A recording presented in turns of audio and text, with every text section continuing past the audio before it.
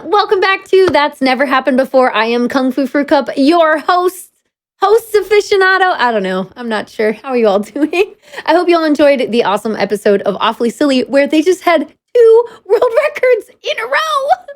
It's amazing. It's such a funny show. Like, Awfully Silly is a perfect name for it. It really is a genius name. But hello. I am Fu, and tonight we are back with more glitch breakdowns. That's what this whole show is all about. If you want to know about the glitches in the speedruns that you love to watch, perfect show for you to tune into. So tonight, we are welcoming back a guest who's been on once before because it's October. It's spoopy month. So we wanted some scary games on the show. It's the perfect time to have them on. And there are a lot of scary games out there that have a lot of glitches. So it's really the perfect combination. So we have Sharkat back on the show. What's up, Sharkat? How you doing? I'm doing good. How about you? I'm good. Thanks for asking. I'm doing good. I got my fresh eyes and I'm ready to watch this game.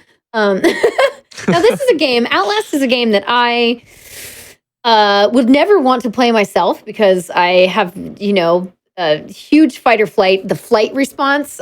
So while I'd probably be decent at running away from something, I don't want to do it. But watching you do it and breaking down the glitches for us will be really fun. Now, I know you do scary games. You've been on for Dead Space 2 before, and I wanted to know, what brought you over to Outlast? Was it something you played casually or something you watched? Or, why were you like, you know what, I really want to speedrun this game?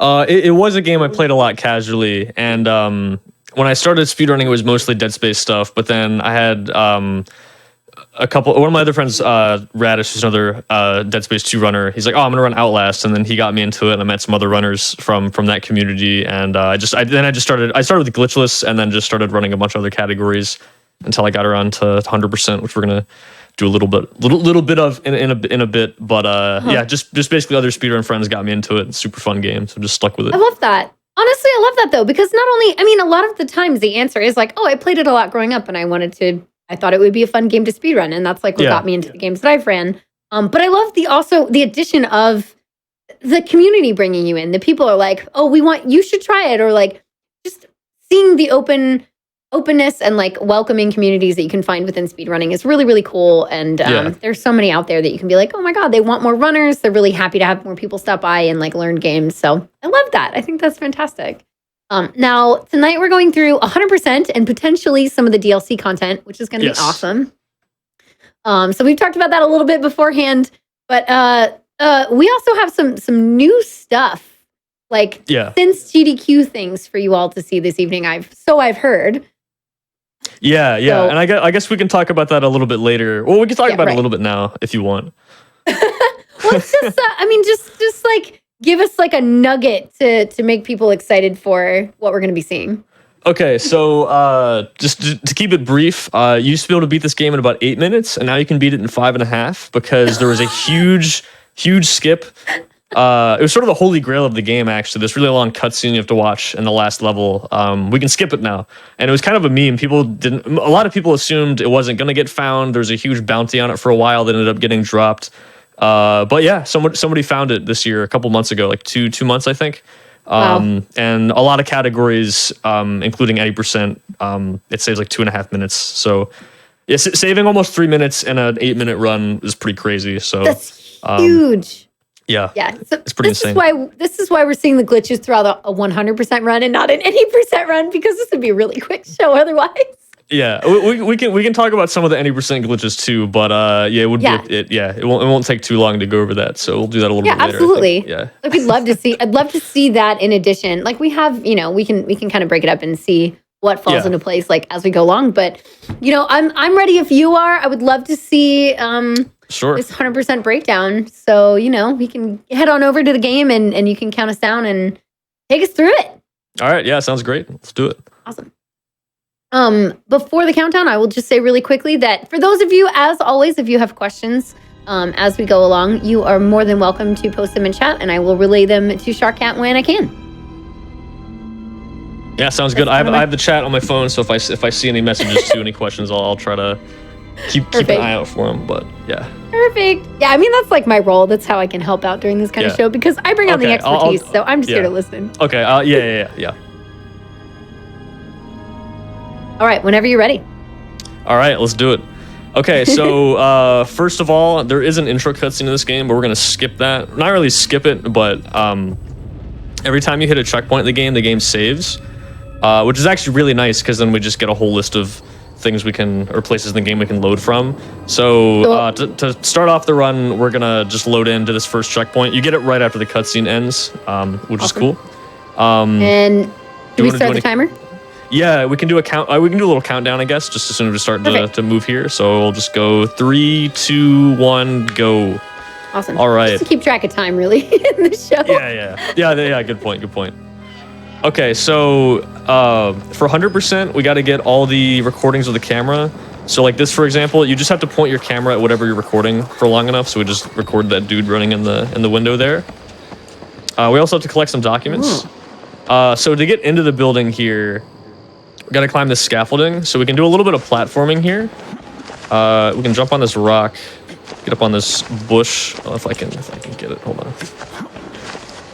This part is always so easy until you try to do it in a run, and then I'm always really bad at it.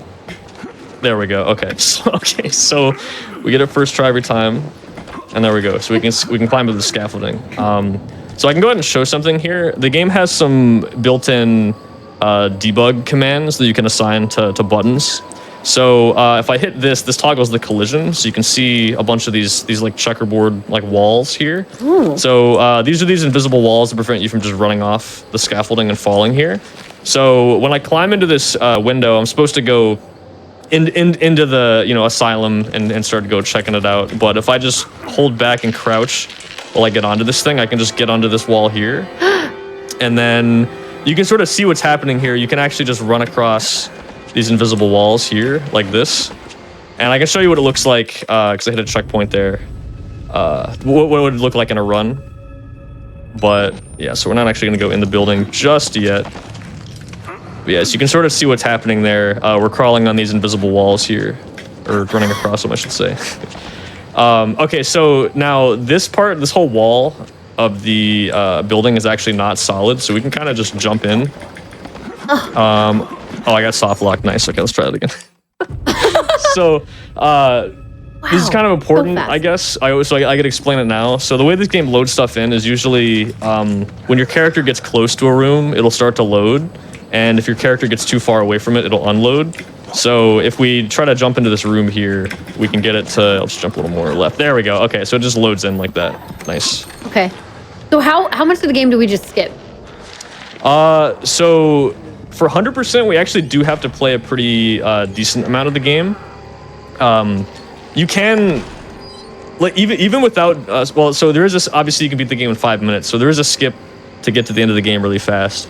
But even, we have a category called All Chapters. Even in that, where you have to go to each of the 8 chapters, you can still beat the game in like 12 minutes. So you can skip a lot of this game. Normally the 100% route is going to be closer to like half an hour, so we are going to skip a lot of stuff. But we do have to play a decent amount of the game just to make sure we get everything. Sure. If anybody's tuning in for the first time, maybe they're just checking out the show, can you give us like a little bit of context of what's going on in the game? It's something I've never actually played through myself. I've just seen bits and pieces of. Sure. So what's the plot we're missing? We're like an investigative journalist. We get a leak from a whistleblower saying there's some malpractice at this insane asylum. So we're trying to break in and get a story, and then we get trapped in here, and we find out that they were doing these experiments on the inmates, and we can talk about the full story a little bit later too if you want, I guess. But basically, sounds good. That's the gist. We're trying to investigate this asylum and see what's going on. Sounds good. All right, so doors are really broken in this game. So I can show off a couple glitches with this that you'll see throughout the run. The first one's pretty simple. It's called a door clip. We were going to abuse the fact that while you're opening a door slowly like this, it just doesn't have collision like when it opens. So if we, instead of letting it slowly open like backwards, if we keep holding forward and let go of it as it's closing, it just stays not having collision. So we can just walk through it like this. So you can kind of just do that on any door. If you close it in a certain way like that, you can just make it not have collision anymore, which is pretty cool, pretty useful. But here what we're going to do is called a door hop. So we're going to get stuck in the door, And when you get stuck in certain walls in this game, it'll boost you on top of it to sort of resolve you being stuck in it. So what we can do is jump into it as it's opening, and that'll just boost me on top of it like that. So it's, I mean, is it any more complicated than that? Like also with the door closing thing, do you have to do anything specific when you're kind of opening, closing it at a specific angle, or like? Not the angle. It's basically you can either tap the button and it's sort of, you can't really control it. He just opens or closes it like that. But when you press the button to hold it, you have a little bit more control. You can press sort of forward and back to open it a bit more. So normally when you do that, like in this case, you'd be pressing and holding it and pressing back to open it a bit slower. But if we hold forward instead to close it, but we let go of the door before it closes, that's when it does that. Oh, weird. Okay. Wild. Yeah, because if you hold the button down the whole time when you close it, you see how like it's still solid. Yeah. But yeah, if you let go of it like just before it closes, it's not solid anymore for whatever reason. So funny. I like how loud he slams it for a game that we're supposed to like outrun things and hide from things. Yeah, enemies will actually hear stuff like that too. If you slam the door, they'll come look for you. Yeah, I can imagine. But yeah, we're gonna. And the reason the door hop thing works here is because, like I said, when the door is actually opening, it's not solid, and then it becomes solid when it stops. So you can see I jump into it, and I'm stuck in it like this, and then when I move, the game just puts me on top. So like some games, it's like if you get stuck in something, you'll either just get stuck or it'll push you like to the side, like out of it. In this game, it actually pushes you up, which is really, really nice because we can stand on top of these walls here. And so we're just gonna kind of navigate out of bounds here. And fortunately, we can actually record some stuff from out of bounds. So if I stand in the right spot here, I can actually record that guy all the way on the bottom floor from over there. And then we're gonna record this guy too. Oh yeah, so with some of these recordings, you have to actually record it for a decent amount of time. Like a character will be talking or something. So we can listen for certain audio cues. He's gonna say control, or main doors, that's right. Yeah, main doors, and then you can leave. Oh, okay, so that's right. So there's a third big door glitch, and we're gonna do it right here. Okay. So, when you do certain things in this game, your hitbox changes size. So, for example, when we, press and hold to slowly open the door, your hitbox actually gets really small.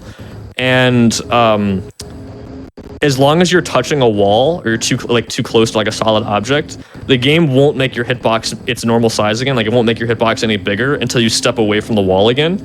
So if I close the door, but don't make it, lose its collision. Like I just close it normally. You can see. So you see if I turn here, I'm kind of clipping it. Like it almost looks like I'm clipping in the door a little bit. Mm-hmm. That's because my hitbox is really, really small right now. And as long as I stay touching the wall, it'll still stay that size. So this is called a wall ride. Which is a bit of a pun because one of the main enemies in this game is the wall rider. I'm pretty sure whoever named this trick did that on purpose. It is also like accurately named because you do literally have to ride the walls like close to them so you keep it. And what we're going to use this one for is, like I said earlier, if you get too far away from a certain room, it'll deload. So you can see my foot, my character model, my foot's kind of clipping through the wall here. So if I walk to the left here, our character's body is going to move out of bounds just a little bit. Not our hitbox, but the actual like model does. And it's going to deload the level, and we're just going to drop to the bottom floor like that. Grab that document right there. And then we're going to go grab a couple other items. Oh, what were you saying? No, I was just agreeing with you. That's so funny. But yeah, so that trick, the wall ride, you'll see that a lot. It's usually either to get out of bounds, kind of like we did there, or it's to actually fit through spaces we wouldn't be able to normally since our hitbox is so small. Normally we're supposed to get a key card to get in the security room, but instead we can just jump on this door, and this wall doesn't have collision, so we can just side hop over here and get in here without actually getting the key. Which is pretty cool. So how far are we through already? I feel like we haven't hit many plot points at all, but we've hit something important, Yeah, not really. Yeah, we haven't so far.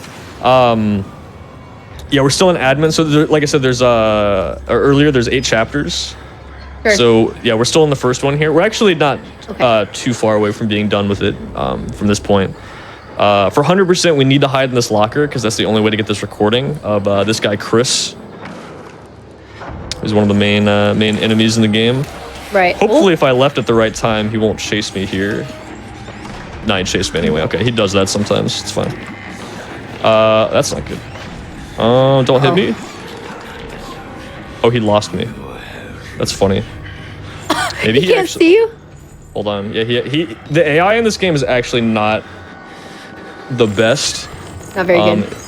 Where is he actually? Is he like right there? Oh, you have to replace the battery. I was wondering about the camera. Oh, yeah, you can collect batteries in this game. Okay, he doesn't see me. Oh, he does see me. He can punch me from up here, actually. Okay, we're good. We're good. Okay, nice. Okay, that's what I was trying to do in the first place. Okay, so we jumped out of bounds to the basement here. Oh, and that's where you have to go. Okay, we made it. Okay, so yeah, we have to restart the generator here. So we have to pull that lever and hit 3 other buttons here. Okay. Normally, so this is sort of the end of the basement though, and an enemy breaks down a door that we can't break. So I'm gonna do another wall ride here, and we're gonna get out of bounds again. We're basically gonna unload the level here and run through this wall in front of me. So we're gonna when we run to the left there, it just unloads the level because our hitbox is small. And now we're back in the first area of the basement instead of the second half. Wow, because you wouldn't have been able to get back that way. Yeah, it's a soft lock normally because you wouldn't be able to break down the door. Actually, there's a guy gonna break down the door now, which is what's supposed to happen normally. Oh, really quick note, by the way. We can cancel the animation of pressing these buttons by crouching here. So you'll see that a little bit throughout the run. It's kind of like a small thing, but it speeds things up a little bit. Yeah, small time saves. And if an enemy's breaking through a door, it helps you, I would assume, get away a little bit faster. Yeah, it just helps get a little bit of an edge if you're trying to run away from stuff. So when it comes to like using any of those wall clips and especially going down to floors below you, things like that, is there anything you have to be really careful of with the movement to like make sure you like get, you know, like is there anything you have to pay attention to when dropping down or jumping over? Like you said, sometimes it'll push you one direction or the other. You can soft lock. Like what are some tips that you would maybe suggest to like make sure you fall the correct way or well, yeah, if you don't fall in the right spot, the level either won't load in or actually go into the basement there. You need to make sure you hug the wall that's on your left when you run down so you don't or just make sure you have the right angle so you don't fall all the way down. You need to hit something to kind of break your fall a little bit because if you don't hit anything first, you'll just take lethal fall damage and die. Right. Which isn't a huge deal because you can just reload, but yeah, it's definitely not ideal. Gotcha. Oh yeah, so you can do a little bit of a wall ride there.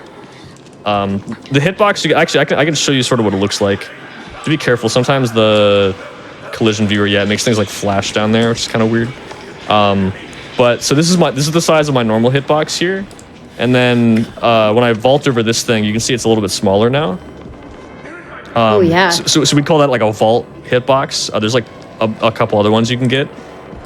And then you can see if I step away from the wall, it just gets bigger again. And then you can see if we can do one here actually. So, or maybe I can. Maybe I can't on this door. Yeah, this door's a bit weird. Maybe I can't. Okay, hold on. Let me get this checkpoint to get rid of this flashing stuff. There we go. Well, we need to hit the checkpoint anyway, but. Okay. All right. So one kind of cool thing about 100% is we're gonna go through the level and purposely dodge checkpoints so that we can save and quit to go back to the same point in the level a couple different times.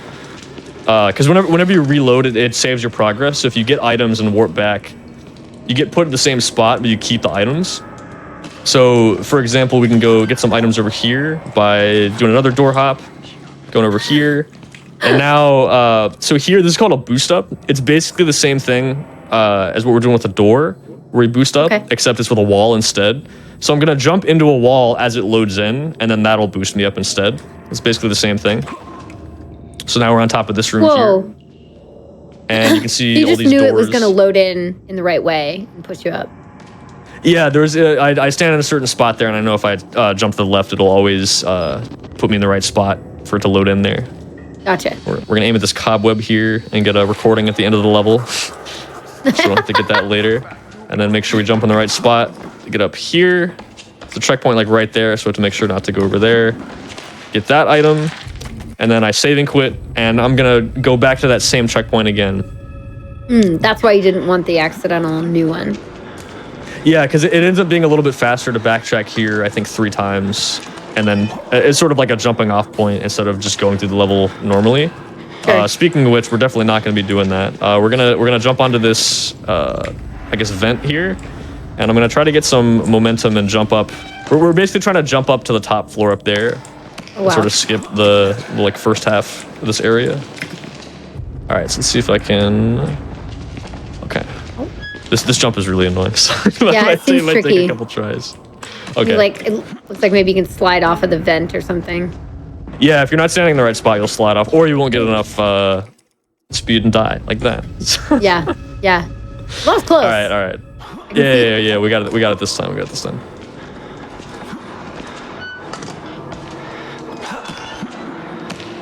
So it's like kind of a double jump over. And I see you do a lot of like menuing to give yourself maybe an extra boost or just to like, it's almost like frame buffering. Oh yeah. So there, I should mention. Yeah, there I'm pausing to let it load in. Oh sure. The vent. Okay. Yeah, because it'll keep loading when you pause the game. Oh wait, here. Gotcha. One more time. See. Yeah. There I'm doing it just to let it load in. Because if you don't do that, sometimes it won't load in time and you'll just die. Oh, I see. Okay, I see what's happening. There we go. Okay, first try. Nice. Okay. Nice first try. Yeah, first try. Okay. All right, so we skipped the first area of prison here. So we're going to do another wall ride here while we record Chris having a nice interaction with this guy here. So we get that recording. And now, with our small hitbox, we're going to jump in place, and that's going to deload the level because our character's going to go out of bounds a little bit. And, oh, okay. We got to do that one again, actually. Got kind of stuck. But the goal here is we're gonna deload that, not like the fence, but like the wall up here. And then we're just gonna jump through it. Because when we jump here, we go out of bounds. It's gonna deload the level partially. And then we can jump to the left, and now it deloads it just long enough that we can jump on the other side, basically. Gonna do another door clip, so we can just walk through that door like that. Oh, based on how you closed it. Oh, that was so subtle. Yeah, there's sometimes like depending on how the doors are set up, like what direction you're coming from, it's a little bit better to do that because it was already almost closed anyway. So by just closing it like that, it's just not solid. So then you can just run through it on the way back instead of just doing something like that just to open it. Sure. Kind of a small thing, but yeah. All right, so now we're gonna do another wall ride, and you guessed it, we're gonna deload the level. So we're gonna jump here to deload it, run. Oh, that's not good. Okay, I gotta reload so we don't soft lock there. Okay. If you deload that and fall straight down, you'll hit a checkpoint there, and that's kind of bad. I mean, we can just reload. It's not a big deal for this, but yeah, we get to do our favorite jump again though, so that's cool. Right. But like as you go, I mean, like it's so when you. It seems like it's really, really quick when you go out of bounds that stuff starts to deload. Oh, yeah, it definitely is. Do you think it was like part of just the build of this game, like in order to handle maybe the graphics at the time or something, like it couldn't keep things loaded in for very long? It definitely could be, yeah. Yeah. It is definitely interesting how the game loads stuff. Yeah. It does depend a little bit on your hardware, though, I would say. Okay. Not that much. But if I was playing on like my laptop or something, it would probably take a little bit. Well, actually, I don't know if it might take the same amount of time to deload. Probably just take longer to load back in, I guess. Oh, so you went out of there, okay? Because you like looked back. Oh, okay. There we go. Okay, we made it back to where we were. Let's go. Okay. Okay, sweet. Now we're doing this again. Yeah, just need to make sure I get my angle right.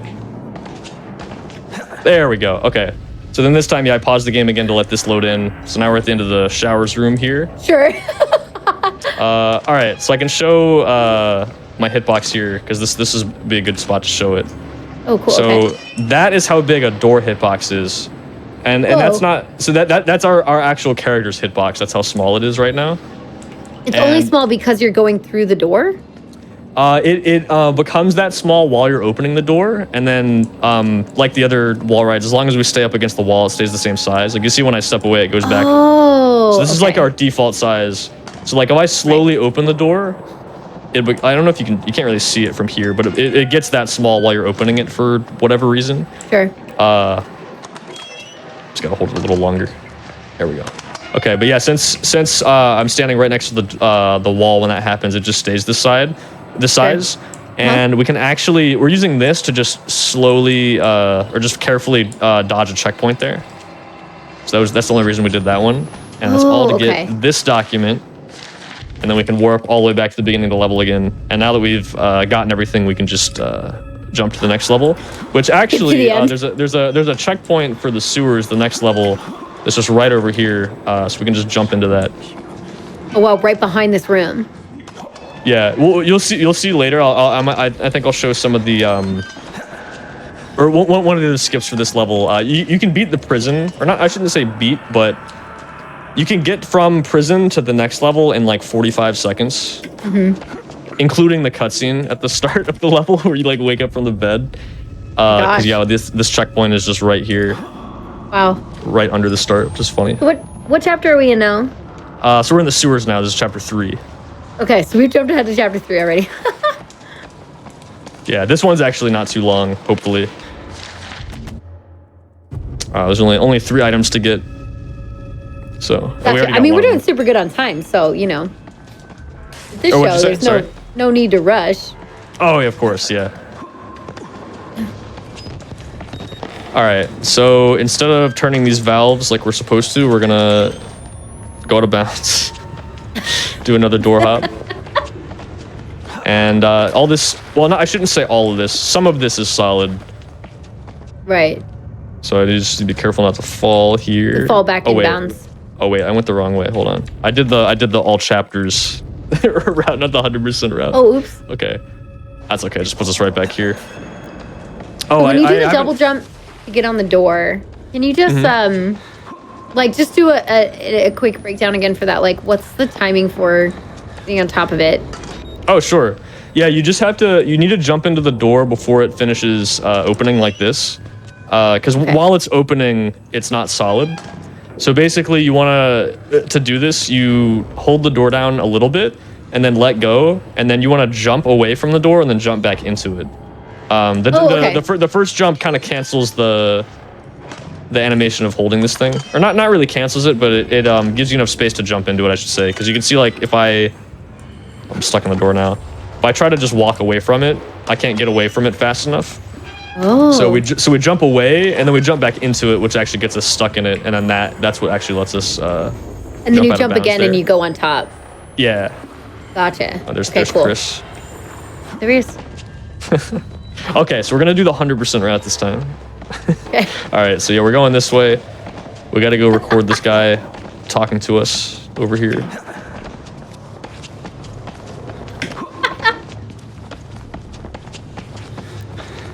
Yeah, level does look pretty cool once you're actually out of bounds. There's a lot of cool stuff you can see. Yeah, you can see how it would look interesting to go through. Oh, now we're back in bounds. Now we're back out. You don't have to be scared of me.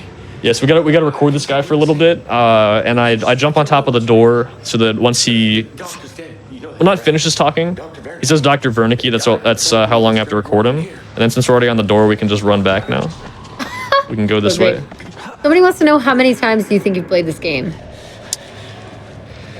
Well, a lot. I know. Speedrunning. Yeah. Well, I think yeah. Well, so I had like 50 or 60 hours in the game casually, I think. But considering you can beat the game in like 5 to 8 minutes, just doing any percent runs, yeah, I've probably beaten the game like a few hundred times, I would guess. There you go. But by beat it, I mean like played just like the last level, because that's pretty much what you do in any percent. I mean, definitely at least 100 or more times, just from like all the different, speedruns and casual playthroughs and stuff, though, for sure. I definitely have played this game a lot. Gotcha. Are there differences between PC and console, between like glitches and things you can do? They're pretty similar actually. The door clip glitch where you make the doors lose collision, I'm pretty sure on all consoles that's patched, but pretty much everything else works. There's a couple little small differences, like switches at 30 FPS, so some things are a little bit different because we're running at 62 on PC. But yeah, for the most part, it comes down to like how fast stuff loads in and the fact that you're playing it on a controller rather than mouse keyboard. But a lot of the times, the console route's actually pretty much the same. It's just a little slower because of movement and loads and stuff like that. Right. But yeah, there are definitely some console players that are pretty competitive. There's somebody managed to actually, because the PC any percent record is a 536 right now, I think, and on console it's a 559. So it's not even really that big of a gap for that category, which is pretty cool. And there's some there's some things you can do on PC that are a little bit faster, like some of these like quitting to the menu things we do to save like half a second, but yeah, that's a good question though, because I feel like with a lot of games the routes are sometimes completely different, but for this game it's actually not too different. Yeah, I mean, it really depends on the category, I guess. Especially seeing things that are run on like PC so often, and with like this kind of show, when you see the glitches and things, frame rate can matter so much. Oh yeah. Being able to like flip out of things or take things to your advantage for certain types of like damage amounts and things like that. So FPS can be really, really important, and that can be a huge variation between PC and console. Yeah. All right, so we're actually almost done with the sewers now. Wow. That's really fast. Not a super long level. Oh yeah, we're going out of bounds again. I actually don't think that saves time with the loading screen that we have to watch here, but it's fine. Just skips a little bit of running around. Oh, I don't think I mentioned it yet either, but you might have noticed whenever I finish, or whenever the level finishes loading, I'll usually jump a few times. So your jump speed is actually a little bit faster than your running speed, but when you hit the ground, you stagger a little bit. Except when you first load in somewhere, it takes a few seconds for that property to sort of fade in, I guess, for some reason. So those are called enter hops or load hops. So usually you can get about 3 of them in, where you jump and you don't get this sort of stagger. You see if I'm running and I jump, he sort of slows down for a little bit. Yes. But if here, I can try to show it, I guess. When you first load in, you can see I can jump a few times and he just continues to slide across the ground. Well, okay, maybe that's not the best. Maybe you can kind of see it. I'll show it again later. It's not the best place to see it, but cool. Okay, so we're in Mail Ward now. This is one of the craziest levels for 100% at least. So right off the bat, we're gonna get some momentum. We're gonna get some extra jump height by jumping at the end of the staircase. Like as we're going up, if we jump, we'll get a little bit of extra height, which gets us on this railing here. We're already almost out of bounds. And then we can, okay, wait, I gotta stand a little more forward than that. There we go. We can jump on this pipe. And now we're gonna do, this is just called Mail Ward Boost Up. So like I said before, if you jump on a wall while it loads, you can get stuck in it, and then it can boost you on top of it. So we're gonna jump to it, pause to let it load in, because if you just jump forward, it'll load in too slow. So then we're gonna unpause and press forward, and that's gonna boost us up. Like if we try to move while we're on the wall. Okay. Oh, hold on. Let me do it full speed. Right. Yeah. I know slowing things down to like explain them can often make it like harder on the runner. Oh yeah, this is definitely a tough trick for a lot of people when they learn it. Me especially, it took me forever to learn this the first time, until someone showed me this particular setup here. But a lot of it is just muscle memory on when to pause and when to move and stuff. Okay, so now I'm gonna jump to this vent, and we're actually gonna get a really funny glitch called baby legs here, and it is faster as well. But it's called baby legs because you get your full sprint speed while you're still crouching, because normally you move really slow when you crouch. And the reason it works, I don't know why, but how it happens is if you're crouching and you jump to somewhere else, and wherever you're landing is higher up in the air, it just happens. So if I jump here, you can see I'm crouched, but I can still sprint really fast. And you can even see the animation is still slow, as if I'm crouching, but I can still just run. You move really fast. Yeah. this goes away if I jump, so I gotta stay crouched. And the reason it's faster is because if I stand up here, there's another floor above me that'll try to load in, and if I don't crouch after that, I get stuck in it. So you have to either, sort of crouch, uncrouch, or just stay crouched the whole time, move really slow. So it saves a bit of time not having to wait for that. Sure. We're actually gonna do this twice. So I'm gonna get this recording from over here first. What were you recording? There's a message written on a wall over there, and it just lets you record it from over here for some reason. If you look at that, like at the end of the game, if you can go back over your recordings, does it look correct? Oh, it does, yeah. So I just, it's this one right here, that recording there. Yeah, it still gives you the item just like you recorded it normally. Just for whatever reason it works. You can't like go back and watch your recordings or anything. Oh yeah, no. So in Outlast 2, they actually changed it so the recordings with the camera, it actually shows a little video. In this game, he just writes a note about it. So you record the asylum, and it'll just like write his thoughts about sure, what he's thinking. And then the documents are also text. But these are more like the confidential sort of company documents that you're sort of taking. Makes sense. But yeah, in the second game, it's actually like a video, and the character actually like will say stuff over it. But gotcha. Yeah. Okay, cool. Oh yeah, speaking of documents, we're gonna get another one. So there's a spot like over kind of where I'm pointing towards the end of this vent where it'll just deload the level if you walk over there. So I'm gonna try to go to the left, like move to the left into that at the right time, and I should drop into this room. Oh, I did not. Hold on, maybe I can save this. No, okay, I gotta go run over and grab that. That's fine. That's okay. Get to see this again. Actually, we have to do this one more time anyway, but we'll just get to see it a third time. So there we go. Got baby legs again. Love that it's called baby legs. Let me just come over here and grab it this time, or this way. So you're supposed to actually go over to that room over there, and it starts this whole long chase sequence, which lets you leads you into getting caught by the main villain Traeger of this this area. We'll see him a little bit later. For that. Oh, you said we do have time? So we don't have time for that. In a speed run, we don't have time for that. Yeah, no, exactly. This is actually I think this is the longest level in Glitchless. It's over 10 plus 10-15 minutes. Sure. I'll show it off later, but you can actually beat the level in like 30 seconds or less. Oh my god, yes, please show that off. Oh my gosh. It's kind of similar to this Out of Bounds we're doing here, but you go a little bit of a different way.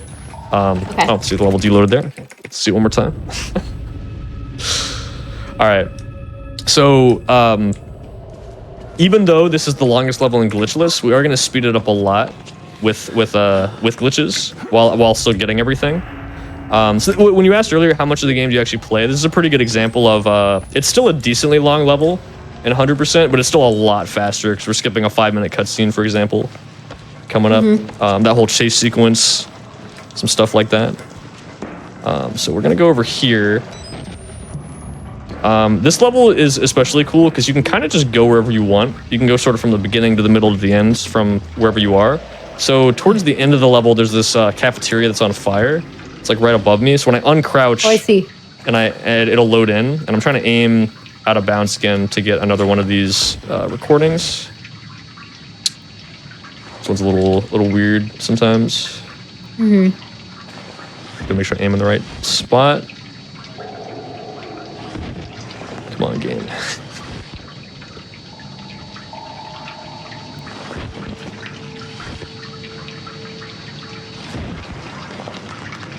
Game's gonna make me just walk over there and get it at this point.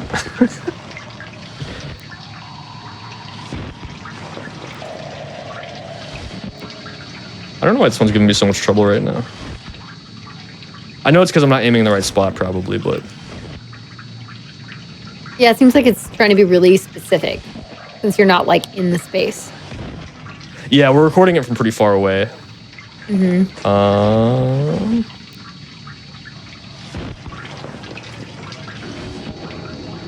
need to shift it all where you are, like, in your actual position. Oh, there we go. Okay, I don't know. It was just being stupid. Okay, there we go. Yeah, okay, never mind. Right.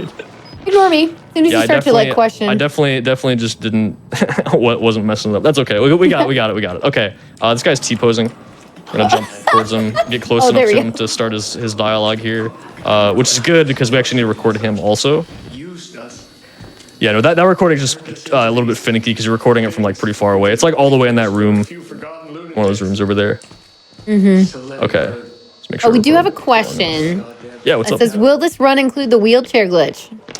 Yes, it will include the wheelchair glitch. Yay. Yeah, we'll show that off a little bit later. But for those wondering, that is in this level. It's called Wheelchair to Heaven. I have a save that I can load. That's what you talked about earlier. Oh, yeah. I have a save for that, like specifically for that, because we're not actually going to watch that cutscene in this run. But that'll be one of the things we can probably do after this run through here. Oh, yeah, so here's another glitch here. So I don't know if there's actually a technical name for this. I call them peek clips, because you can peek like left and right. Because the way it works is, again, if your character model goes out of bounds, sometimes it'll deload the level. And so we can grab this corner here, and usually you can sort of like lean left or right and sort of peek around the corner to sort of see what danger, is ahead. Mm-hmm. So here it actually lets you grab this corner. So we're gonna peek to the left and then move forward, and we're gonna move out of bounds just a little bit, just enough that the level unloads, and you can see we're back in this area, sort of where we just were. Except now we're gonna jump over here. This level loads in. I'm gonna do a little door clip to go through that door. Door hop to get up here. You don't actually have to do this. It just gets you to this document a little faster instead of having to run all the way around. All right. So here is a really big trick for 100%. And I'm actually going to do a save and quit here because the game will lag since we're going through it backwards here. And it's kind of loud. Like, it makes this, like, loud buzzing sound. Mm-hmm. So this is called Traeger Skip. You used to not be able to skip that really long 5-minute cutscene I mentioned in 100% until this got found. And it's all because of that shimmy over there, actually, or this thing right here. Your hitbox gets really, really, really small when you get in this thing. And we're going to abuse that. So I'm gonna get up here, and I'm gonna jump into the shimmy on the top instead of getting it in the normal spot, like this. So we're still in the shimmy, but we're sort of above it. And when we try to get out of it, it drops us down. And if I use the collision viewer here, that is how big our hitbox is. So small. That tiny thing right there, that's how big our hitbox is. This is super useful to have the debugging information showing on screen. This is really cool. I love the collision viewer. It's so cool. Yeah. For this game. Because you get to really see, when you just vault over things, like, yeah, you get a smaller hitbox, but it's not that much smaller. But with this, it's I feel like a bit more obvious that it's like, yeah, that is a tiny hitbox. Mm-hmm. See, I reloaded there because toggling the collision viewer makes some of the textures flicker a little bit, so I just wanted to get rid of that. But yeah, we have that tiny shimmy hitbox now. We're actually backtracking here. So after you finish the area and Traeger dies and all that stuff, it's like there's an elevator over there, and you come this way, you go down the stairs, and go over towards that cafeteria area. Instead, we're going to backtrack here and make sure we stay against all these walls here, including all the beds and stuff. I see. Yeah, we gotta make sure we keep the hitbox all the way up to the top.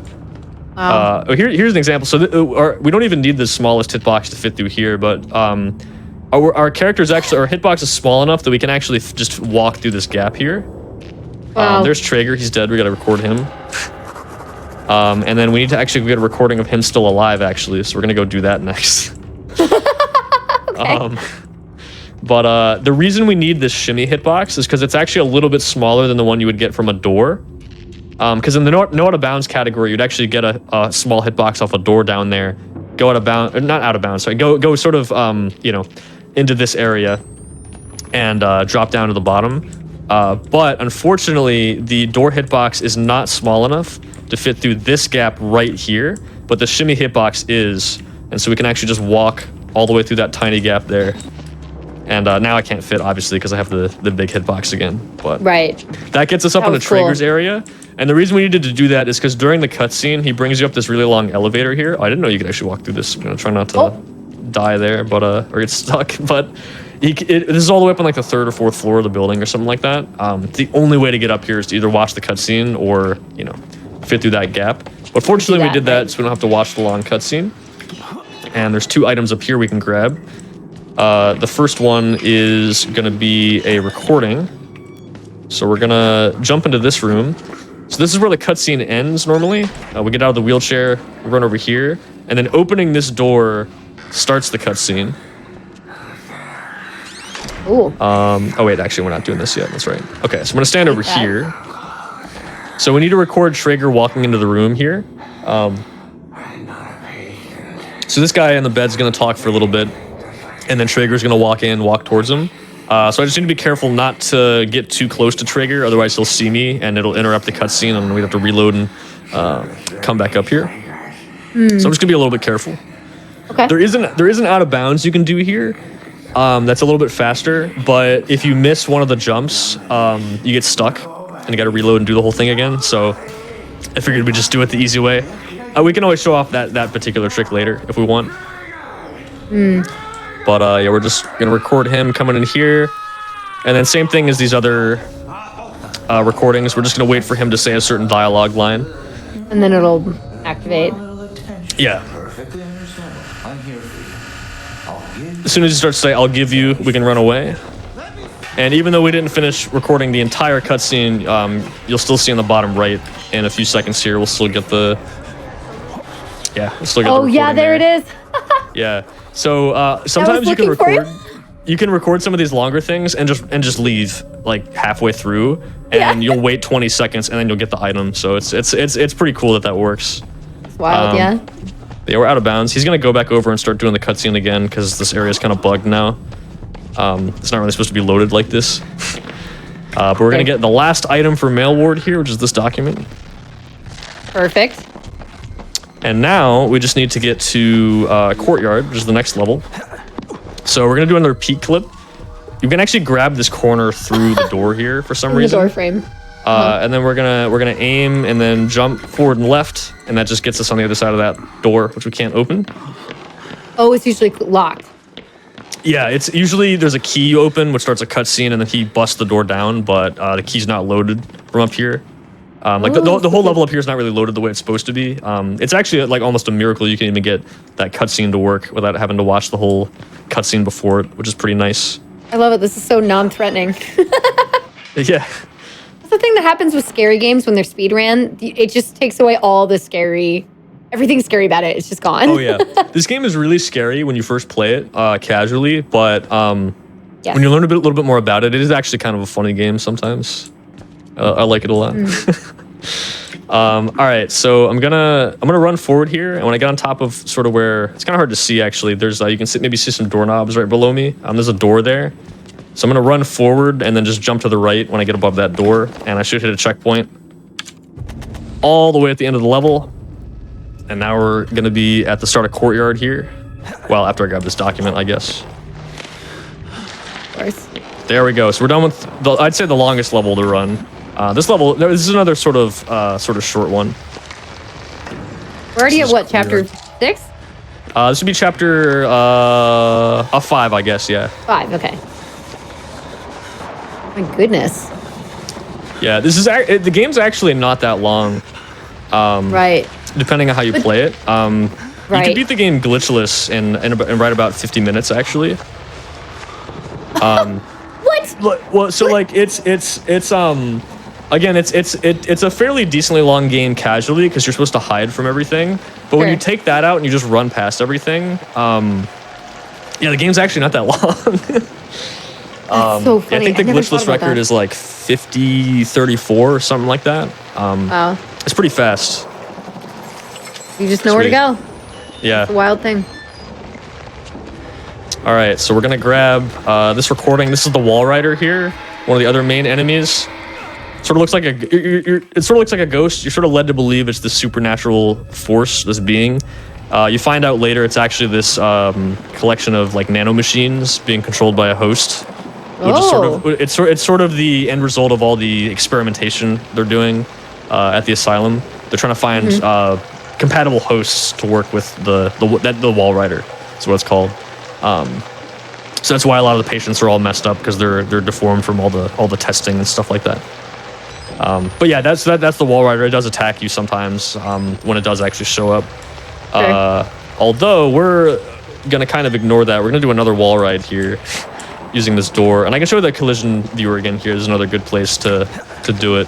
I'm just jumping here because this wall, if you just walk across it, or these two walls, sort of pushes you out a little bit. You lose the hitbox. You just gotta jump there. But we're sort of making our way across the fence here. And then there's going to be a pretty small gap between the wall and the fence here. So again, we can just walk straight through that. Here, I can actually show it again. Yeah, so again, that's how small the gap is. So tight. That's so cool. And, yeah, and you just walk straight through it. Just going to reload to get rid of the going back and showing it effects. off. This is what this is here for. Oh, yeah, of course. All right, so we got one more item to get. Before that, we get another encounter with Chris up here. Again, this is another area where, you know, a good example we were just talking about. Casually, you don't really know where you're going. You got to explore, but you don't want to explore because this guy is, you know, trying to kill you.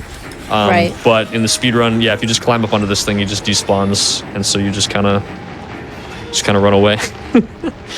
Wait, can you do that casually though? Climbing up on that? Oh yeah, as soon as you climb up here, he just despawns. And now he's gone. That's awesome. I actually don't remember Forever? how far up you have to climb. It might just be up to here-ish. But yeah, definitely once you climb up on this ledge, he's just gone. So if you just... He won't come back? No, well, not until the next area at least. Yeah, this area he's just gone. So you just book it to the crates, and you just climb up and he's gone. So funny. Okay. All right, so we're gonna do something called a ledge run here. You're supposed to, I can just show what it looks like actually, because I think we've skipped all these so far, but you can really slowly shimmy across these ledges here. You move really slowly across these, but if you land on the ledge without actually entering the shimmy, you can still run on them. And so if we jump at the right way here, we can just run across it. We gotta land on it sort of at the right angle here. You take fall damage in this? Yes, you do take fall damage in this game. And if you fall too far, you'll just die. Right. Sometimes you just take a little bit of damage, but yeah, you definitely take fall damage in this game. It's pretty easy to die sometimes. Yeah. Okay, so here's another Chris section that we're sort of gonna skip. We're gonna try to manipulate his AI to get him to swing at us. So basically, I'm gonna hug the left wall, and then I'm gonna aim right a little bit. So I'm just gonna like alternate left to right once, and run near him. And if we do it right with the right, you know, sort of camera angles and timing, he should swing. And if we do it really well, he'll swing and miss us completely. Oh, there we go. So we heard him swing there. yeah. This seems like he missed you. You actually can, if he punches you, you can actually also just run straight through and crawl under, because he can't grab you while you have iframe still from getting punched the first time. So he can't hit you again or grab you for a little bit. You're just invincible for a bit after you get hit the first time. So you can also just take damage on purpose and then just crawl through, and he can't grab you. Because if you just run straight through here and try to crawl through, he'll always grab you and throw you back. Yeah. You need to get him to try to hit you first. Yeah, and then as long as he at least, well, I mean, you could be too slow, but yeah, usually as long as he swings, that you can make it. I record the blood fountain there. Yep. That's the last item for courtyard. And now we're heading into female ward. Normally a pretty long level in glitchless, but for 100%, it's actually not too bad. Okay. So that actually, we'll talk about it a bit more later too, I guess. But if you're trying to beat just this level, sort of like an all chapters kind of run, that's the end of the level right there. So you can get out of bounds and jump over there, sort of right from the start. Yeah, I mean it's Outlast, so. We're gonna go the other way though, because we have some items to collect. So we're gonna do another wall ride, get a hitbox off the door there, or rather, we vault over it and we keep the hitbox from vaulting. So is it vaulting? Just as a reminder, is it vaulting into the corner to make sure their hitboxes stay small? Yeah, so your hitbox gets smaller while you're actually vaulting over it, and if you get the Right. right angle, you land against the wall, and then you can see my foot's clipping in. And then you're a little still, bit. yeah. Just Yeah, making so that's sure how that you're that's at how I that know I angle. have it. Yeah, so my hitbox is just like a little bit smaller than it usually is. Right.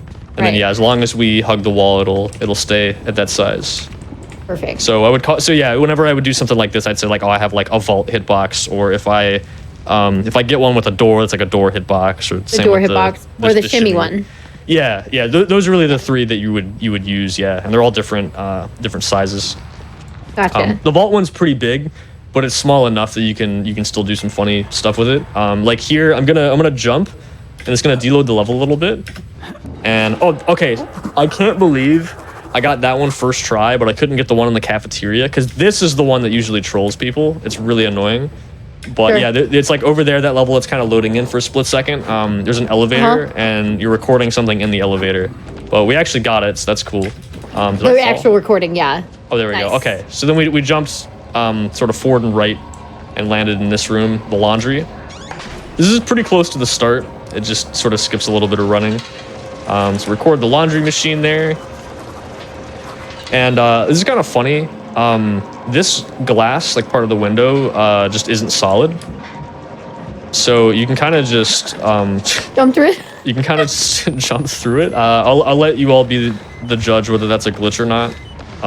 But yeah, you just jump. It's a skip. I call it It's still a skip.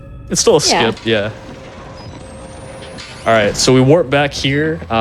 This wall's not solid, so I'm gonna do a door hop. I'm gonna get on top of this, and then we're just gonna run and jump backwards. We're gonna end up over here. This is again sort of just in the next room, but it saves just a little bit of time, not having to backtrack as much. So I'm gonna grab a checkpoint there. I don't know if I mentioned that specifically, but every time you see it say saving in the bottom left, that updates our checkpoint. Right, okay. Makes sense. So we grab that first, grab that thing in the basement, and then save and quit, and that puts us right back in the same spot. So we just, again, skip the backtrack. So this is a part where you're normally supposed to go through, grab 3 fuses, hit a button, it drops a key down, we go back downstairs, grab the key, come back up and open that door over there to get up to the top floor. We're not gonna do any of that. We're not gonna do any of that. So we're gonna get a small hitbox. Yes, we're gonna get a door hitbox here. This is a little bit tricky. We'll see if we can get it first try. But I'm gonna jump, just standing in place like a neutral jump, to unload the level, and then I'm gonna jump to the left and hopefully get stuck in this wall here. Nice. Okay, so now that I'm stuck in the wall, I can move to the right to just sort of boost up on top of it. Straight up. And now, if I'm careful here, this won't unload. Nice. And then we can jump on top of the ceiling over here. All right. We can record the blood on the wall over here from the other room. Wow. And then grab this document here. And then, since we haven't hit any other checkpoints, we can warp back Go straight again. back. Nice. Yeah. And now we can actually skip the rest of the level now. This trick is also kind of annoying. We're gonna get a vault hitbox off of this walker here, but the angle is really weird because most of the time you'll get this animation. Oh, never mind. Hold on. You'll get that. You see how he's like climbing on top of it instead of vaulting over. There's sort of a lot of stuff like that in this game where depending on what angle you approach stuff from, you'll get different animations of him climbing over stuff. So here we actually need to get the one where he vaults over it like this, because the climbing up one doesn't actually make the hitbox any smaller. So we need to get an angle where he'll vault over it, but he'll still get close enough to the wall to keep it. And then once we get that, we're gonna look behind us while we run, and that's gonna unload the level. So we'll see if we can get it here. There we go. Nice. Okay, that's not too bad actually. Oh wow. What? Yeah, so that just unloads the level, and now we're here at the end. Whoa. And we can just sort of head out to the second to last level here. It's going to be return to admins. We're coming back to not exactly the first level in the game because it's going to be all different areas, but it is still sort of the same block of the asylum, I guess. The hand bloodied from plot or just because of the jumps and stuff you've been doing? Oh, that's actually a really good question that I forgot to talk about. So The finger missing? yeah, you can see one of my fingers is missing here on each hand. So in Mail Ward, that guy Traeger, the 5-minute cutscene I was talking about, he puts you in the wheelchair, takes you up, and he cuts off 2 of your fingers. If you skip that cutscene, if you get past that point in the game and you do a save and quit, like you reload, it'll update your character's model to have the bloody fingers, like the missing fingers and stuff. Because you've already passed that point in the game, it just assumes, oh, your character's supposed to have, passed this point, so we're just going to update it. There go your fingers. Actually, see if I can show this off too. That reminds me. So I have the graphics all the way down here, but if I turn them back up, I think it's textures. Maybe it's not textures. One of these, you'll see. Oh, it's effects. It's definitely effects. Yeah, you see how the camera screen is cracked now? So in Female Ward, there's a section where you lose your camera. It falls down a couple stories, and it cracks the glass on it. And it does that too. It sort of has these like weird visual effects with the camera because it's supposed to be broken.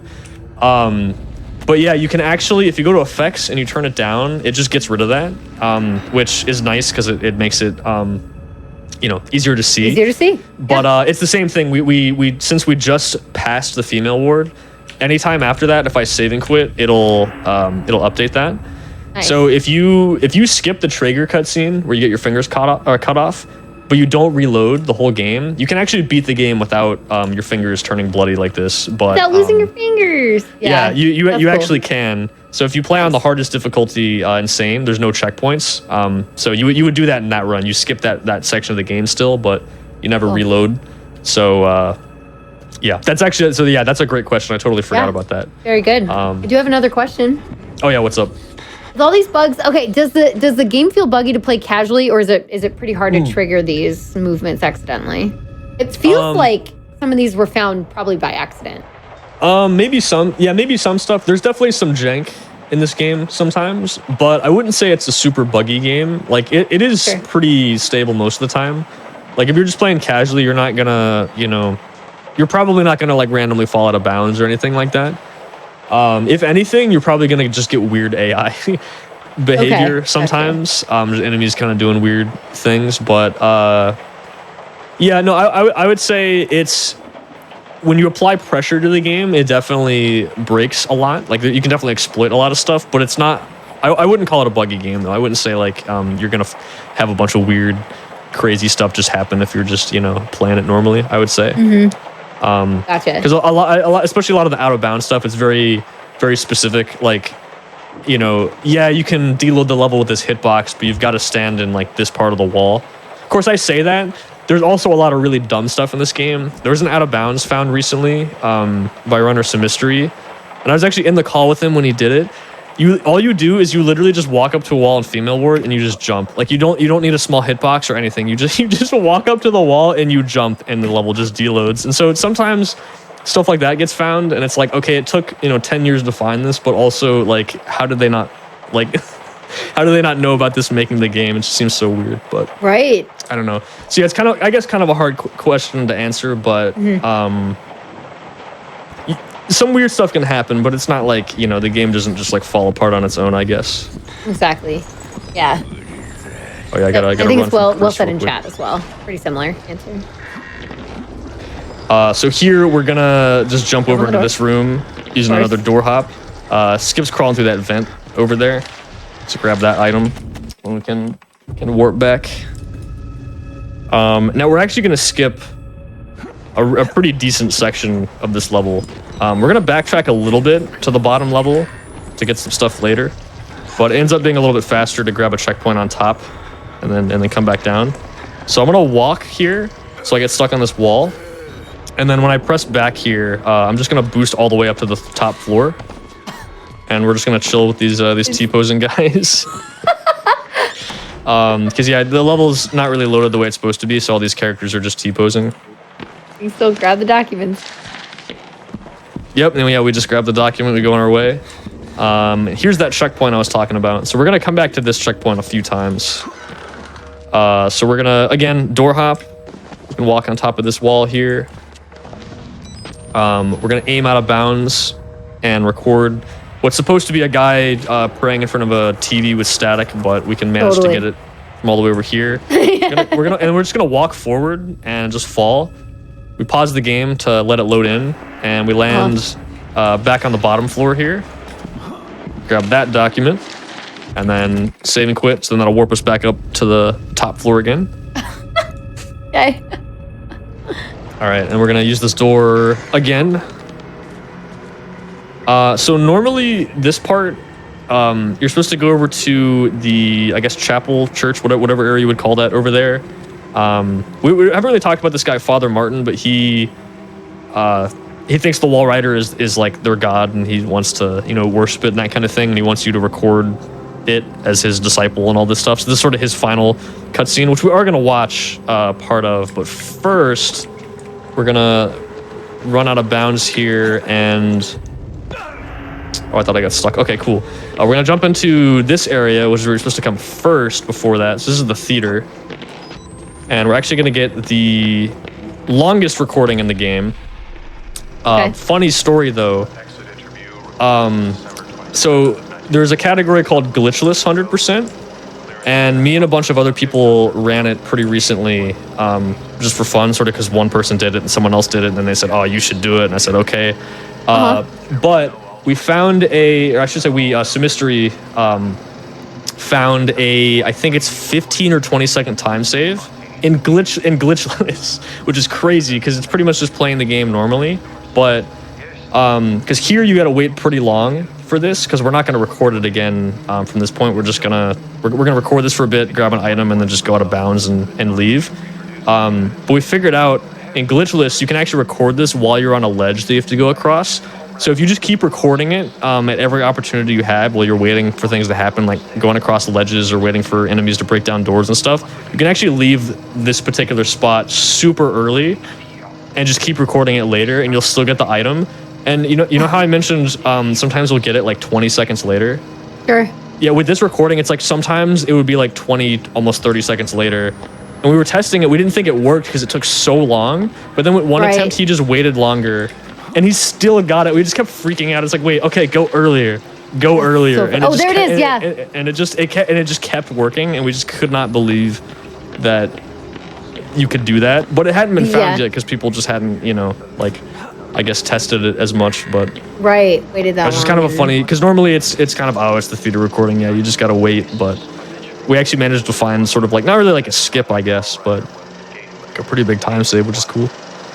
Yeah, absolutely. I mean, it's fun. Like because you have a community that's so, I guess, communicative with each other and and open for trying stuff and welcoming. Like you're able to kind of chat with each other and try things out. Like I love that you're like, let's all do it together. Let's just do it. And it gives you that time and ability to experiment and be like, well, I wonder what we can push with this, or how far we can take this, or it's cool. Yeah, it's cool. That's one of my favorite things about sometimes with this game is just taking some category like that and then just run, and then just a couple people start running it, and then we all just run it at the same time, and it's just fun, because I probably wouldn't have ran glitchless 100%, originally, because it's like, yeah, glitchless is fun, but I don't know, it's whatever, it's just glitchless, but you get all the items. But then we actually all played it, found some strats and things like that, and it's like, yeah, it's actually pretty fun, so kind of works out that way sometimes.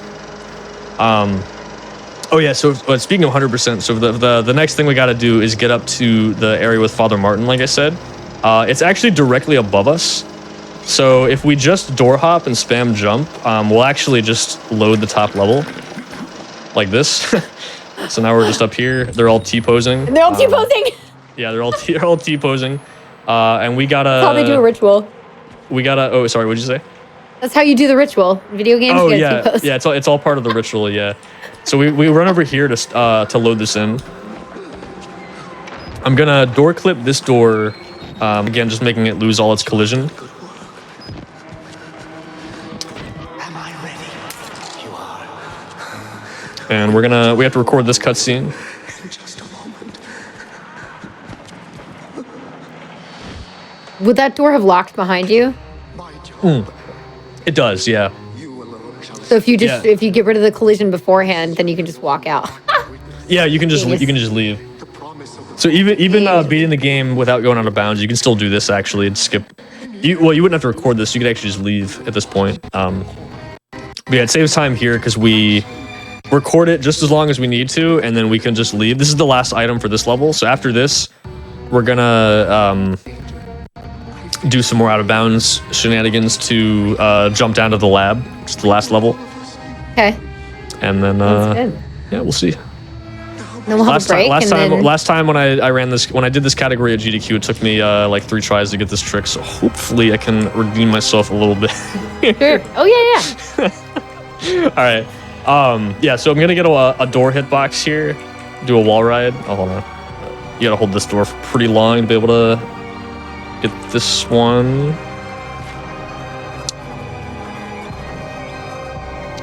Hold on. Why is that?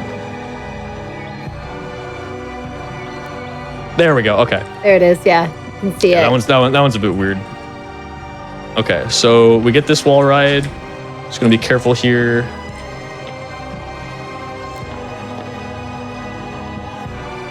And we're gonna fit through this gap in the bookshelf to get back to this room again. All right. So now we're gonna go this way.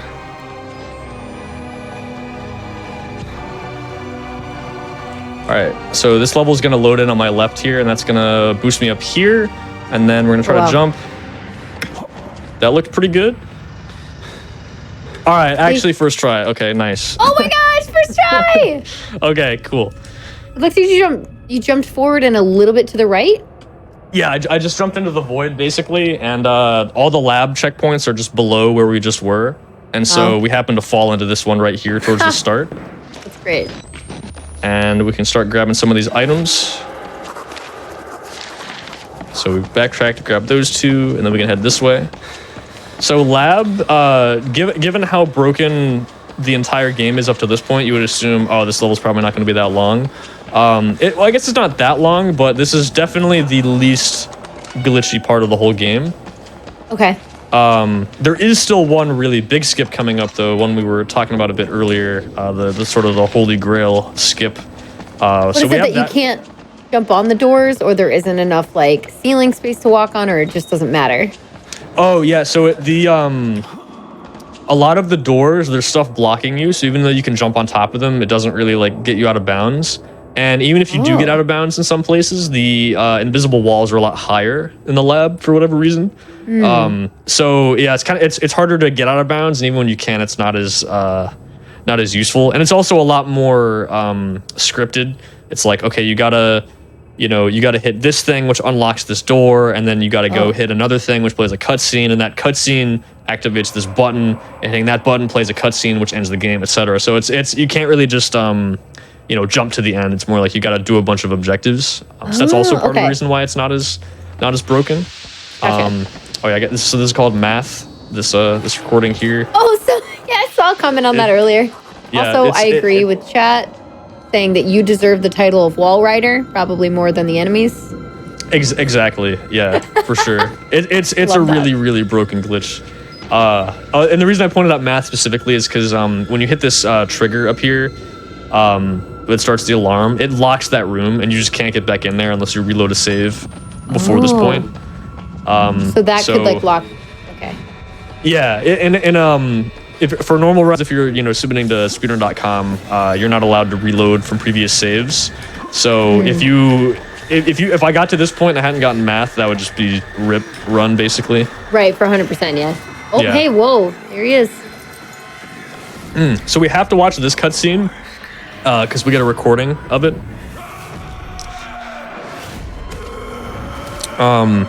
In other categories now, you actually don't have to do this anymore. So I actually start talking about the big skip, the Holy Grail skip that got found. It's called Wernicke skip. So the Dr. Wernicke, who everyone says he's already dead, that's actually not true. We go find out here that he actually is still alive. And the way this whole section works, I can actually go over here and show it a little bit. So you're supposed to go in his room there. The door closes, you get locked in. And then after about a minute and a half, he's done talking. And then this door unlocks, and then you can go to the rest of the lab. you actually can now get out of bounds and jump over this door. So in any percent, this saves like 2.5 minutes because you actually don't even have to go down and do all the stuff I just did with Chris, that whole cutscene. Right. You can just skip that completely now. It's all 100%. It's actually still faster in 100% also because it skips the actual cutscene here. But yeah, so what we're gonna do is we're gonna get out of bounds in this room, and this is gonna be, it's pretty convoluted. There's a reason why this wasn't found for a really long time, but we're gonna get a vault hitbox here by vaulting over that, and I can actually show my hitboxes for this. Wait, actually didn't get it. So I actually don't know 100% exactly why this works, but this is kind of a sort of type of boost up you can get in this game. Sometimes rubbing against certain collision, it'll boost you up. So with this vault hitbox, I'm gonna walk into the side of this door here. This is what's actually gonna boost us up. And what I'm doing here is I'm holding right while I'm against the door, and I'm aiming a little bit left, and I'm just gonna mash forward and turn the camera a little bit. And it might take a little while to actually get it. It's honestly a little random sometimes, but there we go. We actually got it. Okay. Oh, wow. So again, yeah, it's with the smaller hitbox against that door with a precise angle and mashing forward, it'll actually boost you up. Again, I actually don't know the exact technical reason why. It's because Outlast, I guess. I don't know. But it's kind of similar to other places where you can boost it up while you're against certain collision. But the important thing is you need to keep the smaller hitbox here, because my hitbox is normal size. I actually just get stuck here and I can't move around. So we're gonna inch forward a little bit until we get a bit more forward, and then we're gonna jump to I can get rid of the hitboxes here. Actually, I'm gonna jump to the left, and now we're gonna get another boost up, again keeping the smaller hitbox. We get in that corner and we get boosted up, and now we're finally actually out of bounds and high enough up that we can actually start to skip stuff. You can even see some really weird stuff, like there's that, I don't really know what that's supposed to be. I think it's just a light source, I guess. Yeah, probably. Just a big square. When you're outside? Yeah. Oh, well, so there's a like a window somewhere over there. That whole room you can't even get into, but you can sort of see through it to see to the outside, I guess. Gotcha. So then it's just trying to bolster that. Gotcha. Yeah. Oh, wait. I think you get stuck on the door frame of the door very slightly, but you're not sure. Something like that, yeah. Losing. Oh, yeah. What's up, some mystery? Oh, yeah, so once we're here, we just get on this lamp. We can jump up here. So, yeah, now we're finally fully out of bounds. And assuming I don't fall here, we can get on this ledge here. And we're finally past that door. Which is the thing that's been blocking us from skipping this for like almost 10 years. So nice. Here we go. We skipped that. So again, in most runs, not in 100%, but in most runs, like any percent, that saves 2.5 minutes if you do it really fast. So you don't need to record Absolutely any massive. of the meeting with the doctor or anything. Fortunately, no, you don't actually.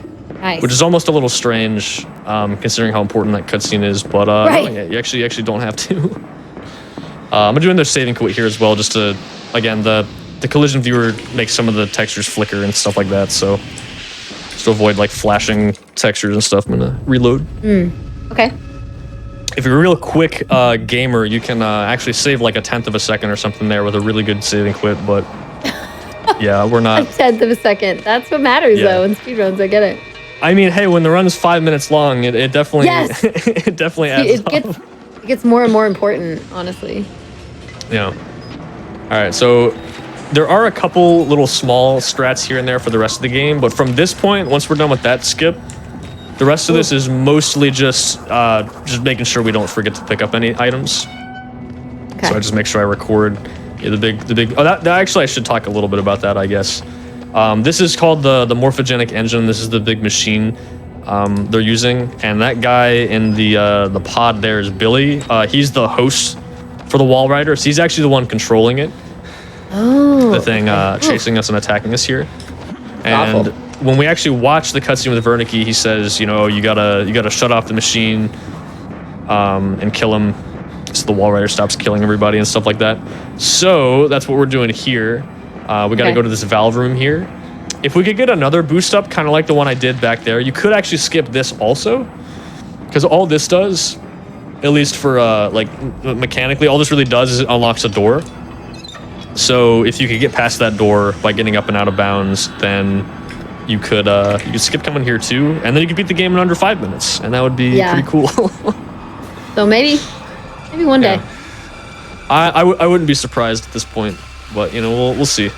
Right. I mean, you know, Ocarina of Time's been out for like 20 years. See how far it's come when you think that there's nothing else to do, and suddenly there is. Oh yeah, exactly. And I mean, after that, then it's like, okay, well, I don't know what else you would even really skip at that point, but you never know. I mean, never know. This big room here, if you could boost up on top of this, that would also be really fast. Yeah. I'm gonna attempt something here. I'm really bad at this strat, but this is called just stairs strat. It's faster to run on the railings here. I'm not gonna run. Okay, see, I fell off. Yeah, so if you fall off, it's not faster, but if you sprint the whole time and you have really good movement, I think this saves about 5 seconds or something like that. Oh wow. It's pretty difficult though. Yeah, I fell off again. But a lot of staircases up. Yeah, it just saves time turning, basically. Okay. And then you also can skip having to ledge grab here if you jump right at the end. But see that beam there, that ceiling? If you jump too early, you will not make this, and you'll fall all the way down there and be very dead. Oh, I'm getting beat up here. I gotta run, actually. Yeah, sometimes I forget you're actually getting chased here because you go so fast.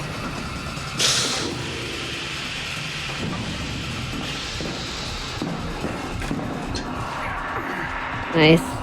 All right, so then we pull the wires to the life support. Again, if we could skip the valve room, you could actually just come straight here.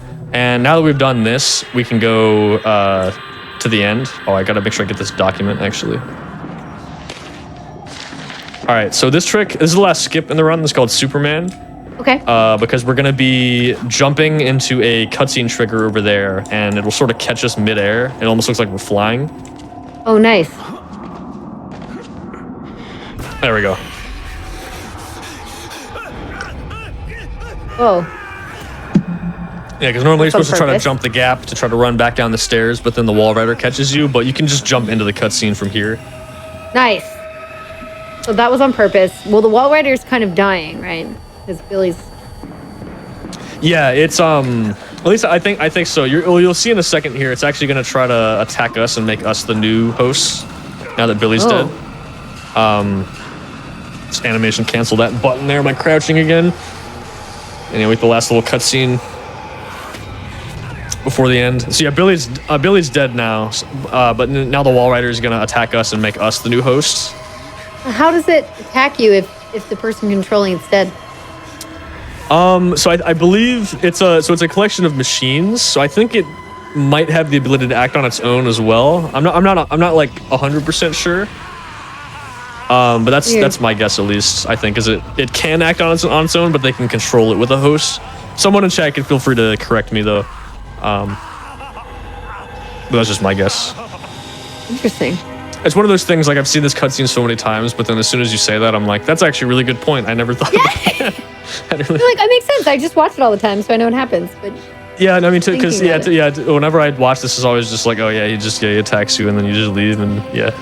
Oh wait, that reminds me, I need to get that recording. That's also very important. That would be get out. That kind of be bad to miss.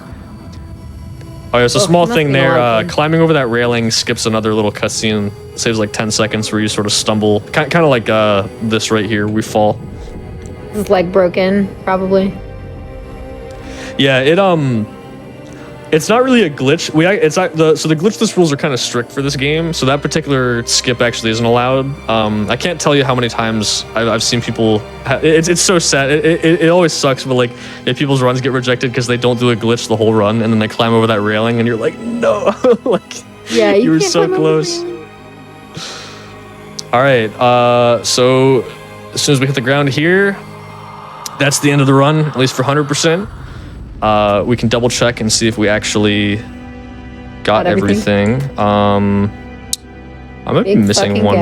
I might be missing. Oh yeah, that's the one. Usually I wouldn't curse on the show, but it's in the game. It's in the game. We're not representing a charity at the moment, so it just this one time. Chat. It's probably the only time you'll ever hear me say that on stream.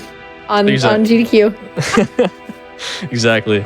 Yeah, that's the one where you're in the locker and you see Chris for the first time, the big dude when he breaks down the door. I might actually be missing one recording, but that's fine. Let's see. 19, 20, 1, 2, 3, 4, 5, 6, 7, 8, 9, 30. Yeah, I'm missing one from the beginning of the game, but I don't know what I'm missing. Oh, so not a true 100% yet. 99%. That's fine. We can go back and get it later. It's okay. I'm kind of curious what I missed. You missed something. Let's see. It's before. So I usually don't drink the water. It's supposed to be at the bottom here. For the first. So I missed one of the first 18.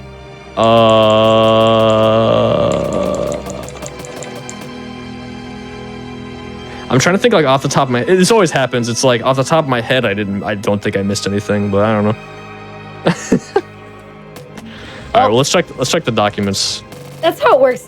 Being an ADHD person, I'm always like, I forgot it. It's okay. I mean, it's important for 100% run, but sometimes you were busy breaking things down for us and explaining things that was not. Yeah, and I mean, the reason I picked 100% was less to get the full completion and more just the route itself to get everything is really cool, and it's the best way I think to at least off the bat to just show off all the glitches in the game. So that's fine. Right. Let's see if we got all the documents at least.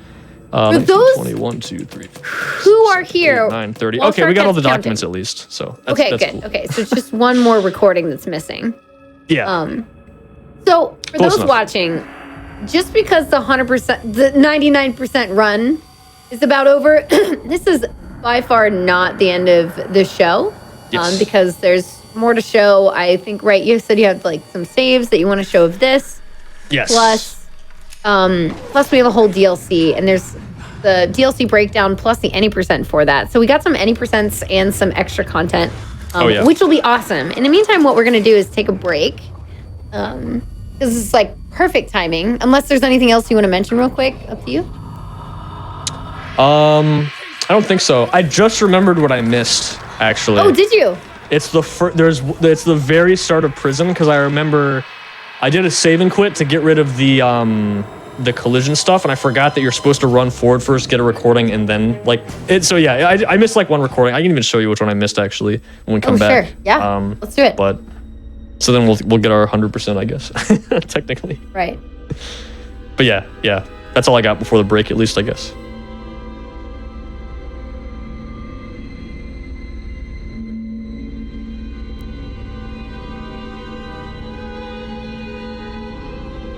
Alrighty. Okay, sorry, I thought you said you were doing it. Okay. Oh no, I can do it when we come back, yeah. Sure. Alrighty, in that case, I wanted to mention really quickly before we go on break, sorry about the pause, that we got AGDQ 2023 online. It's coming up January 8th to the 15th. So excited for that. You can go to gamesdonequick.com for more information. Perfect time while we're on break. You can go to the website and check out more Games Done Quick information, Frame Fatale. We got the Fright Fatale one-day only event on October 23rd. There's a lot of spooky stuff happening this month. It's great. You can do exclamation links in chat. It can take you to all of our other Games Done Quick accounts, social media all across the internet. TikTok, Instagram, Twitter, YouTube. All of our hotfix shows go up on YouTube. You can check out all the other stuff up on there, especially with recent decisions for everybody's safety. All of your subs, Prime Gaming subs, gift subs, and bits cheered on the GDQ channel help support Games Done Quick, both with hotfix and HDQ 2023 costs. So please consider subscribing if you enjoy this daily GDQ content. We appreciate all the support that you have already given us, and just mull it over. But you all are great. We will be back in just a few minutes with more Outlast content coming your way. It's been awesome so far, and I can't wait to see the rest. All right, we'll be right back.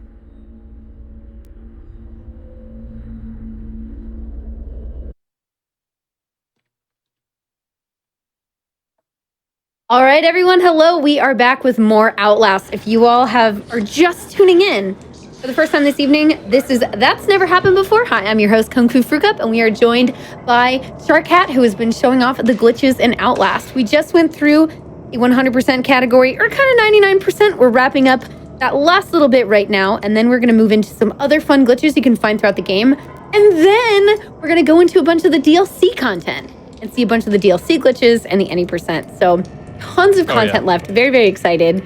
So, all right, Sharkcat, hello, hi.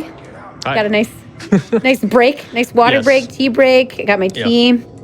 I'm ready to go. So feel free to do a countdown. We will start the timer once again, and you can get going. All right, sure. We'll just go 3, 2, 1, go. So I figured first things first, I'll go grab that item that we, maybe didn't get in The recording. our 99% run we just did. Yeah, you gotta record these guys here. Ugh. It's a bit of a weird Definitely missed cutscene. this. But there we go. We got the item. Okay, so we've gotten all of our items. So that's 100%. cool. All right. So I figured first I would show a little bit of some of the different routes that you can do if you're not actually having to get everything. So some of the stuff you're going to see first here is sort of from a category we have called all chapters.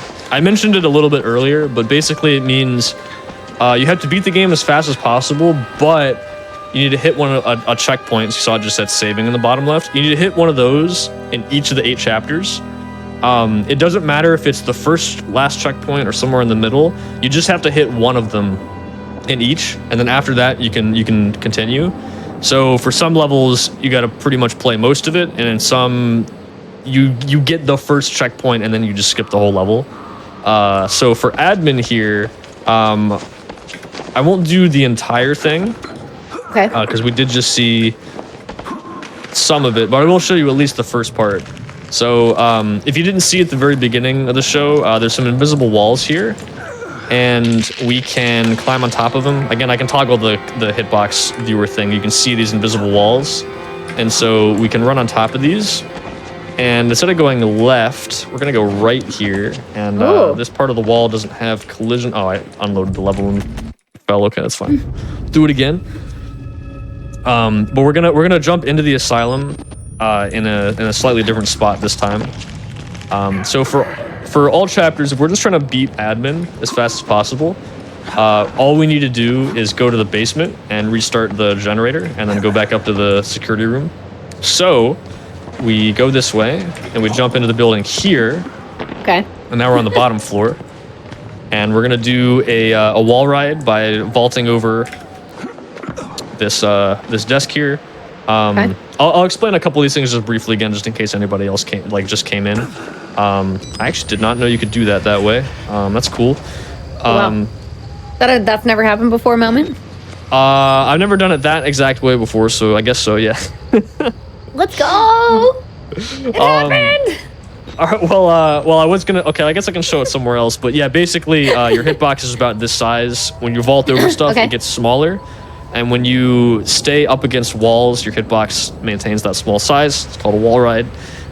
We get a wall ride in that corner, and with the small hitbox, our character model goes through the wall a little bit, which unloads the level, and that drops us down to the basement here. And then you can hit these buttons, go all the way through. We already saw this other part. The rest of that is kind of oh, actually, there is one other glitch down here I could show off. Okay. So Sweet. once you hit all the buttons, you come this way. Thank you for re-explaining wall rides again, by the way. Oh yeah, no worries. So here we're gonna do another peek clip, which you might have seen earlier. So I'm gonna peek against or lean against this wall and run forward. And again, if your character model goes out of bounds a little bit, sometimes the level unloads. So I'm gonna peek or lean to the left a little bit and then just run forward, and it's gonna unload the level. And it actually gets us over here, which is a little bit faster than going all the way through trying to open the door. Actually, the door's locked anyway. Oh wow.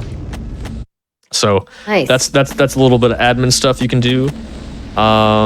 Prison is really funny actually. Here, I'll just load the beginning of prison. So you can beat this level in like 45 seconds, including this cutscene here. So again, all chapters you got to get one checkpoint or something. So you get a checkpoint here by finishing admin, and now that we've hit a checkpoint in prison, we're clear to just go to sewers, the next level, and there's a checkpoint for that right below us. So what we're gonna do is actually get another wall ride. We're gonna get a vault hitbox by vaulting over this bed here.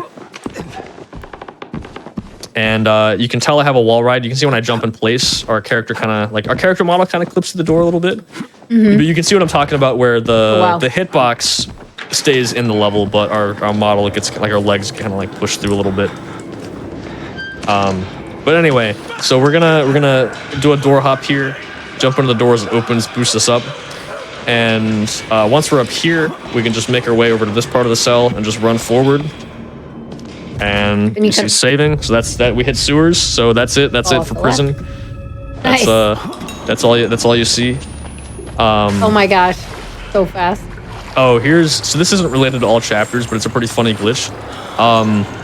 Enemies in this game, it can't hit you if you crouch, or specifically if you mash crouch. So if I just mash crouch, Chris just kind of doesn't do anything, and he just can't hit me. And so you'll see if I start moving away from him, he just won't move. If I stop, he actually just teleport grabbed me. That's really funny. Wow. I was literally nowhere near him. That's awesome. But yeah, you can see. Oh, he's being a little more aggressive now. But yeah, as long as I keep mashing crouch, he just can't hit get me. you. Yeah. That's so funny. I should be able to get out of bounds here before he grabs me. Yeah. Okay. Cool. We've been here. We've seen this earlier in the show. Yes, we went over there for 100%, but for all chapters, like just trying to beat sewers, basically like sewers any percent, I guess, if you want to look at it that way. Right. You can actually come this way. This is the all chapters way you were going. Yeah, I accidentally went here before. I kind of like had some muscle memory, you know. But yeah, that gets you over here. I guess we can just go ahead and run over. We're pretty close to mail ward. Oh, there's Chris. Again, ow. I was actually kind of close. So I was kind of going the wrong way for a second there. He could, like I said earlier, though, if you get hit, there's a certain window of time where he can't grab you. Hit or grab you again. So we're pretty safe there. And then just jump on the door, so can't get jump you on there. The door, out of bounds. Remember being here. Oh. Do a little 360 for, I don't know. Doesn't really matter. So do you do, like, if you do glitch list for this, are there points where you just crouch, like spam the crouch and stand? I actually don't remember if that's allowed for glitch lists. Usually that's actually a bit slower, although... Yeah, I imagine it's slow. There is one category I ran, which is no out of bounds. The no out of bounds run, but on insane difficulty. I use it for that. You can dodge him in that area we were just in. I'm really bad at it, so I just mash crouch to get around him. It's like a little slower, but it's really safe. Because on insane, you will die in one hit. So if you don't dodge him perfectly, you just go back to the beginning of the game. So I usually take it safe with the crouch spam for that one. Does it work on other variants like the twins, the crouching thing? I forget if it works on the twins. We could try it actually. I know it works on Traeger and some of the other enemies. The thing with the twins is they always insta-kill you. It's like a cutscene. So I don't know if it applies to that too, but we could find out. Okay, that sounds good. Would be a fun experiment. Oh yeah, I mentioned earlier, this is Mail Ward. Longest level in Glitchless. It's one of the shortest for all chapters. I mentioned we could beat this level in like 30 seconds. So we can do the route for that here. So again, this is we saw this before, but we can jump up onto this railing if we jump at the end of the stairs to get a little bit more height. And then we're gonna come up over here and get stuck in this wall. And again, if you get stuck in walls, same thing with doors, you can boost up on top of them. We're gonna get baby legs again, where we can run at full speed while crouching here. And we're gonna go a slightly different path this time. And now, we're going to do another one of these peek clips. We can actually grab that corner there. Like, you see his arm reaches all the way over there. We can actually reach and grab this through the door here. And then by moving forward, it unloads the level. I think I jumped forward. We did that once, right? Yeah, we didn't do this exact one. We did one like pretty close. There's like another spot. Oh, gotcha. Like right around that area where we did the same thing. All right, so let's do this again. Do it a bit more full speed this time. Yeah, I think I just jumped like forward left or something instead of left. Oh wait, I went not the wrong way. There we go. Sometimes it's hard to keep all these routes, you know, straight Right, when there's so many between different any ways you can go. I feel like any percent is probably the easiest to remember Oh yeah. because of how broken it is. Yeah. Yeah, we'll talk about that in like a little bit, I think, too, in more detail. But yeah, it's like Perfect. there's like 2 tricks in 80%, pretty much like right at the start, and then yeah. The one at the end that we saw. Yeah, and that takes us here. So we hit this checkpoint here. That'll load in courtyard. We already pretty much saw courtyard because it's pretty much the same. There's a wall ride you can do to skip the fence, but 100% is basically the same thing. You grab the items too. This chapter is very different. So I mentioned before, the end of the level is right there, and we're at the start. So we're actually gonna get over there pretty quick. Okay. So we're gonna vault over this door here. So get that vault hitbox, and we're gonna go this way, and we're just gonna kind of keep that until we get over here. So now I'm actually gonna turn on the hitbox here because it'll be easier to sort of see what's happening. So I'm gonna jump in place, which will deload the level. I'm gonna walk to the left here, and then jump again, and pause, and the level's gonna load back in, and I can boost up on top of that wall that just loaded in. So again, you kind of see that a lot. It's like the small hitbox makes it so when you jump against the wall, it'll unload. So we do that to unload this wall and go over there, and then it loads back in and boosts us up. And then we can just run and jump to the left, pause again to let this load, and now we're in this room just on the other side. And we've skipped pretty much the entire level. And I could load a save, but the next level is actually just right here, so I think I'll just crawl over here real quick. Crouch, whatever. Alright, so return to admin. This level is also... Actually, I think this might be the shortest level. I think this one's like 20 seconds or 30 seconds, something like that. So, when we run forward here, Chris is going to spawn. Actually, I might have messed this up. We'll see. But we look behind us so he doesn't chase us, and he busts down that door instead. Yeah, that works. He's going to come attack me now. So I have to do this kind of fast. But we're gonna do a wall ride here using this door. Hopefully he doesn't punch me. We're good. Okay. So what happened there? I had to do it kind of fast, but I got a small hitbox and I jumped to the right and got boosted up on this wall. Oh, nice. Okay. So now we're up. This is actually... Wow. Where is this exactly? This is sort of towards the beginning still. But if I line up on this door here and do some jumps, I should land right... You see this elevator shaft loading in. Oh, yeah, I hit a did. checkpoint right at the bottom of the elevator shaft, and that puts us right at the beginning of the lab. So that pretty much takes you to the lab. That's sort of like the all chapters route. The next thing I wanted to show off is the biggest skip in the game. So I mentioned any percent is about 5.5 minutes. The reason that's possible is because of a thing called bush skip. This trick is kind of silly, honestly. It lets us skip to the end of the last chapter in the game in 13 seconds. So what happens is you load in here. This is the beginning of the game. After the intro cutscene. So instead of going left towards the building, we go over to this bush. So one of the checkpoints in lab is actually a few of them are loaded, and lab is directly below us. Oh, so okay. If I run and I jump with the right timing here on this curb, I can get a little bit of extra height. Oh, like that, actually, nice. Oh, wow. This is really tricky. It's honestly, if you want to try this at home, this trick is actually really easy to learn. It's hard in runs because it gets optimized to the point where you kind of have to just try to do it like that, and it's like, oh, I didn't get it. Okay, reset. You know, and then you just reset and do it again. But when you actually set it up, oh wow, it's not too bad. But you got to jump at a pretty specific spot to actually get enough height. But once you get enough height, you just run and jump forward. And there's no floor. Yeah, no, there's nothing. And then you'll see, I'm here now. I'm in the lab. Oh my gosh. So we're at the end of the game. So in any percent, you would do that, and then you immediately come over here and you do... And you do the vault. You do this trick again to get up out of bounds and skip the other cutscene here. And that's how you get down to that 5 minute thing. Yeah, so the run used to be at a really low 8-minute time, and for the longest time, it was you did bush skip, and then you pretty much just played this level glitchless for like 8 minutes, almost like 7-8 minutes.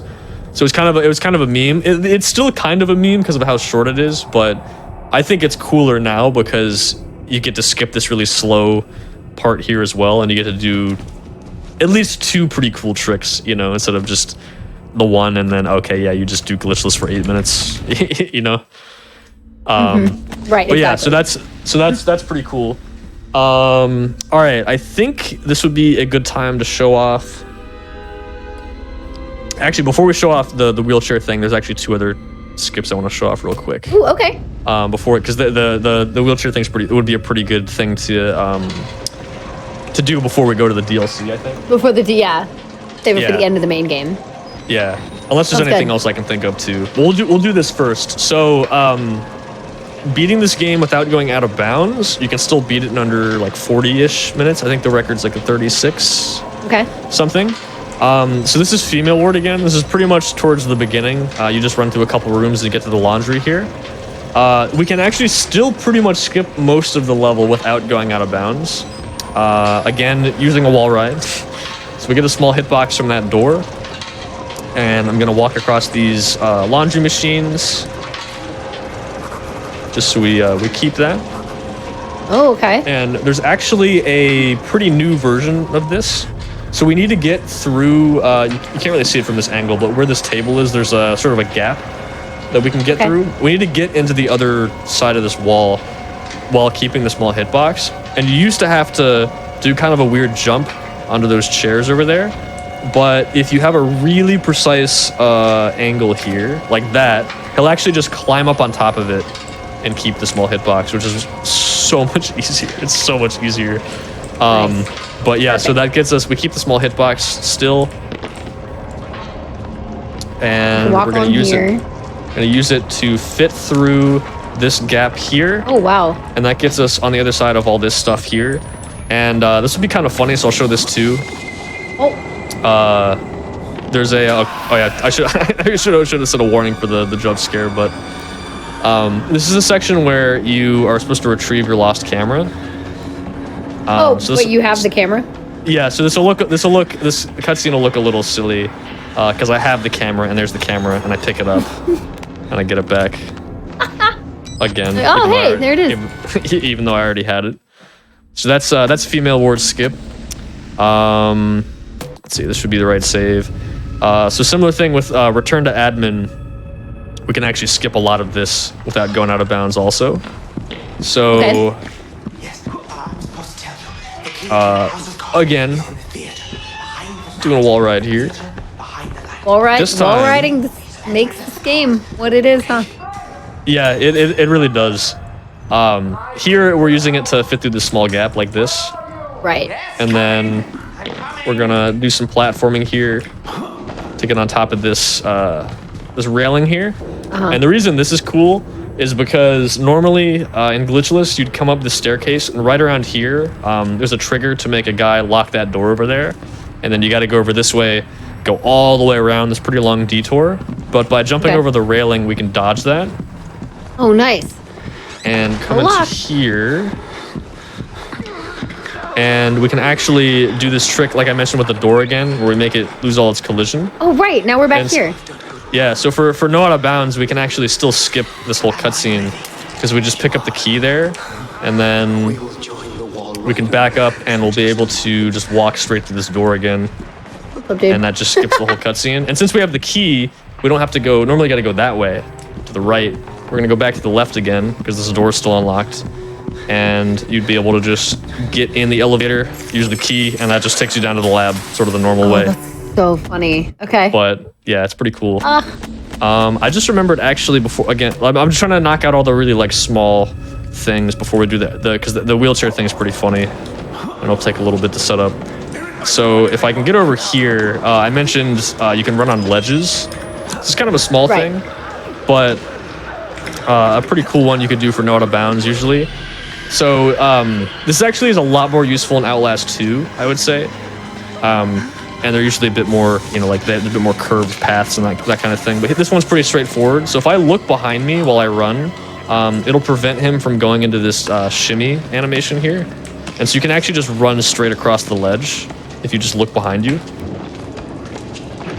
So that's the main one. That's the main ledge run for this game. I mean, there's a couple other ones, I guess, for some other categories, but that's like the main one you would do. Yeah, I think if I think of anything else, we can come back to it. But I think now would be a good time to show off the wheelchair skip. Yeah, the wheelchair. It's there's a category extension run called Wheelchair to Heaven. That's sort of like the name of the glitch, I guess. So to do it, you need to get into the dumbwaiter. There's a dumbwaiter that plays a cutscene where Traeger puts you in a wheelchair, cuts off your fingers, that whole thing. We need to activate that cutscene twice. So I'm gonna load into this save here, and it's just gonna start me right in the cutscene. It's gonna look really weird, so I'll just preface this by saying I have a debug command to speed up the game by like 10 times speed. We're gonna do that because the cutscene's like 5 minutes long, and if I mess up at any point, I have to redo the whole thing. So to avoid having to, you know, watch this cutscene over and over again, I'm gonna do that. So it's gonna look pretty glitchy. It's gonna go by really fast. The audio is gonna overlap and stuff. So I just wanted to throw that out there so no one's so it's like the most you can surprised. explain before leading up to it is good. Yeah. Yo, what's up, Cactus? Whoa! Fast forward. Yeah, it's like pressing the fast forward button, pretty much. Yeah. Whoa. Truth be told, I was just tired of looking at this. I'm a bit worried how much. It's understandable. I mean, people get scared. There's like a Oi. There we go. So we got 2 of our fingers cut off there. All right. And the audio is gonna be a bit weird. Oh hey, I can show up another cool wall right here actually. So we watched the cutscene once, so we're gonna have to do a bunch of out of bounds stuff to get all the way back down to the dumbwaiter. Okay. And so first we gotta wait for this guy to finish talking so this door unlocks. I'm getting a wall right here so that when the door opens, I can just fit through it just a little bit faster. Nice. This is kind of like a really small thing, but it's pretty cool. So we're gonna run by Traeger here. Sometimes he doesn't even chase us here. We just run straight past him, actually. Like, I don't even think he's... Oh, he saw me. Never mind. Oh. Okay, we're good, though. Okay. All right. So we're gonna do a door hop to get out of bounds. Now, this is one of the scary parts. If I die here from fall damage, I'll have to redo this, which isn't a huge deal. So I'm going to... You see he's putting his hand up, so you're able to lean here. For whatever reason, leaning here actually gives you a small hitbox. And so if we jump here, it's going to unload the level. I'm gonna fall. And I need a pause buffer so that I land on top of the ceiling of the room below me. If I fall too far and I hit the floor below that, I'll die because I'll fall too far. But if I hit the ceiling, I'll just barely survive. So this is the tricky thing. If I fall too far, I'm dead. So see if we can get it. Gotcha. Oh. That looks pretty good. Oh, wait. Wait, I should be good. Okay, I paused a little late. So I'm soft locked? stuck. I think we can get out. Oh, we got out. Okay. Oh, nice. Okay. Wow, very good. Yeah, we're good. Okay, so if we save that. Normally I want to be on the other side, but that's okay. I can just, I can get over there pretty easily. So, you might recognize this area. We did one of those peak clips here earlier, so I'm just going to do that again. Let the level load in. There we go. Okay, so this is where I was trying to land. See that stuff that I got stuck in? Alright, so here's the last part of the trick. Gonna use our small hitbox here to deload the level and fall all the way back to the bottom floor. That looks scary. It did look pretty scary, yeah. Fortunately, that particular bit of collision, it seems like you are able to get out of sometimes. Right. Okay, there we go. I kept losing the hitbox. There we go. Okay, so we use the small hitbox to deload the level. All right, here we go. So Weird category extension. So you'll see, this is the glitch here. So as soon as I activate this cutscene here, we'll just start floating.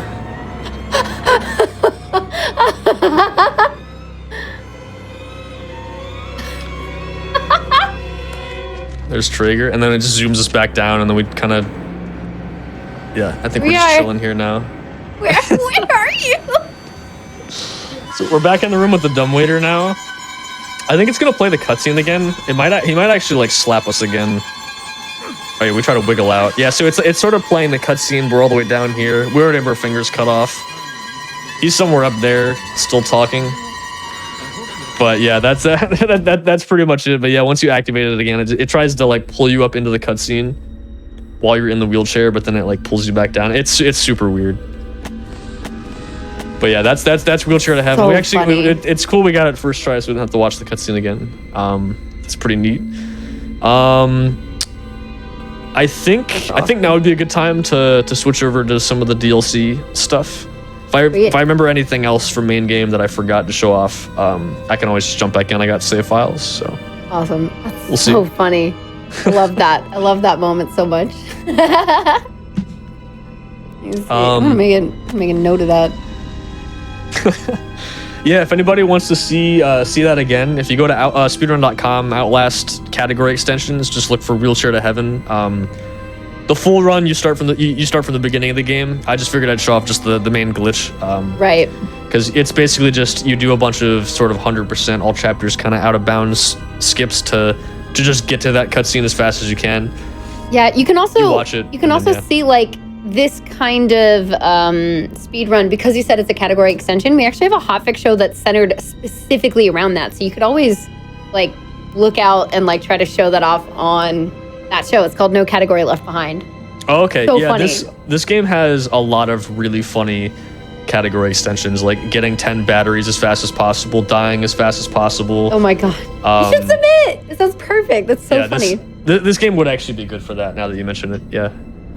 Should show the weird deload jump in female ward. Oh yeah, actually, let me do that first. Where's that? Where's female ward? I can just load in from here. Yeah, so I was talking about Semistry found this super recently, actually, and this is something you can try at home too if you want. It's really easy. You don't even need to get a small hitbox. I think it's this window, right? You just come up to this window, and you just jump, and the game just deloads and you fall and die. Like, Oh my god! that's what I was talking about. Like, yeah, no, that's it. You literally just come up to this window. You might even go to. I think he's done it by running against it too, like actually just running against the wall and it unloaded. No But yeah, way. You just jump and the game just unloads and you die. I mean, oh, twins crouch spam. Oh, that's a good point. Yeah, we should try that too. Oh, Shower. yeah, let's see. Showers would be a good place to do that. Either Sounds that. like it's. Oh, go ahead. ahead. Sorry. Somebody in chat was saying it sounds like it may not work, like it would work with anybody who's not an insta kill, but I mean we should definitely try and see. That's just what I saw in chat. Yeah. That makes sense. That's why I was thinking it might not work with them because they do insta kill you. It's like a cutscene that plays. It's not just like they do damage to Right. you. But yeah, we can get over there real quick. They're on the. I was thinking they're in the prison area, but that area is almost more scripted than this, I think. So Alrighty. head over there. They're on the third floor. Oops. So we'll just do some 100% strats here to get over there. Nice. Wow. Stuff we saw before.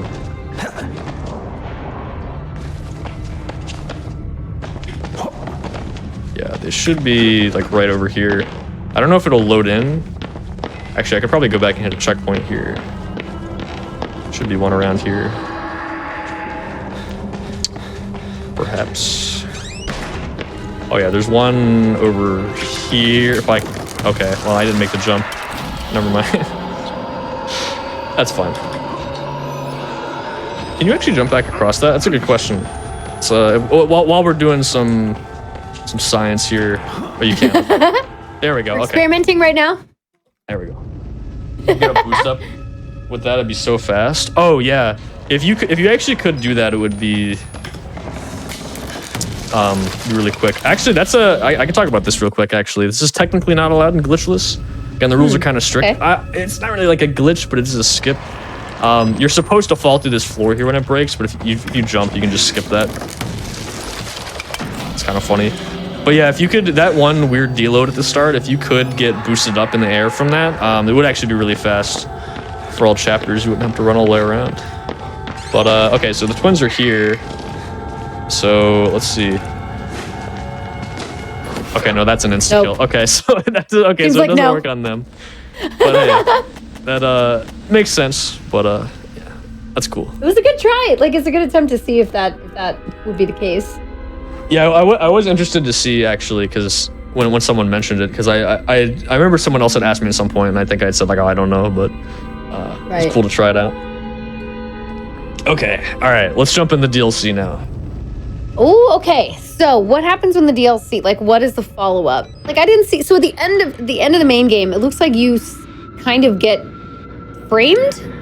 Oh yeah, What was so going the wall rider takes over your character as the new host, and then Wernicke with all his soldiers shoots you to try to kill you, like because you're a witness to all the stuff that happened. And then it like fades to black, and you hear the wall rider killing all of them. So you hear him say like, you've become the host or whatever, and then he goes and like kills them all, basically kills all the guards and stuff. So the wall rider's successful in possessing you, basically, kind of possessing you. Yeah, it does possess you, and then you kill all of them like using the wall rider or whatever. Yeah, That's how the game ends. Wow. Yeah, that's how the game ends. Yeah. So then, what's the follow up with the DLC that we're gonna go into? So in the DLC, the DLC is called Outlast Whistleblower, and you're actually playing as the whistleblower Wayland Park, who leaks the document to Miles, the character from the main game. So you're the one that actually sends that to him to make him come here in the first place. So this actually takes place sort of around the same time as the main game. So we get caught as a whistleblower, so we get put in this hospital to do some of the testing on us, like they were doing on some of the inmates. But then the outbreak happens, and like the wall rider gets loose, and then we also get freed. And so we're in the hospital right now. We're trying to escape, basically. Oh, interesting. Okay. We've also got a camera, so we can still document stuff as well. Of course. But yeah, the whole goal now is just to essentially escape and get out of here. So yeah, I figured we could sort of do like a 100% run for this as well. And then maybe go back and do some 80% stuff as well. Cool. Sounds great. Yeah. Cool. Let's get into it. So this is almost even more broken at the very start of the main game, because we just immediately do a door hop and go out of bounds. And of course. skip Can a you do the cutscene. exact same types of wall runs and things? Wall rides? Oh yeah, so like mechanically, like yeah, it's pretty much exactly the same as the main game. There's a couple like little small differences, like some of the animations are different, but yeah, it's pretty much exactly the same, all the same big glitches and stuff. Nice. We're just skipping a pretty long cutscene here. We have to talk to these guys by jumping over there. Oh, I actually I didn't mention this before. We actually just got a small little kind of funny thing called the sound glitch here. Okay. If you die or like save and quit, reload, whatever.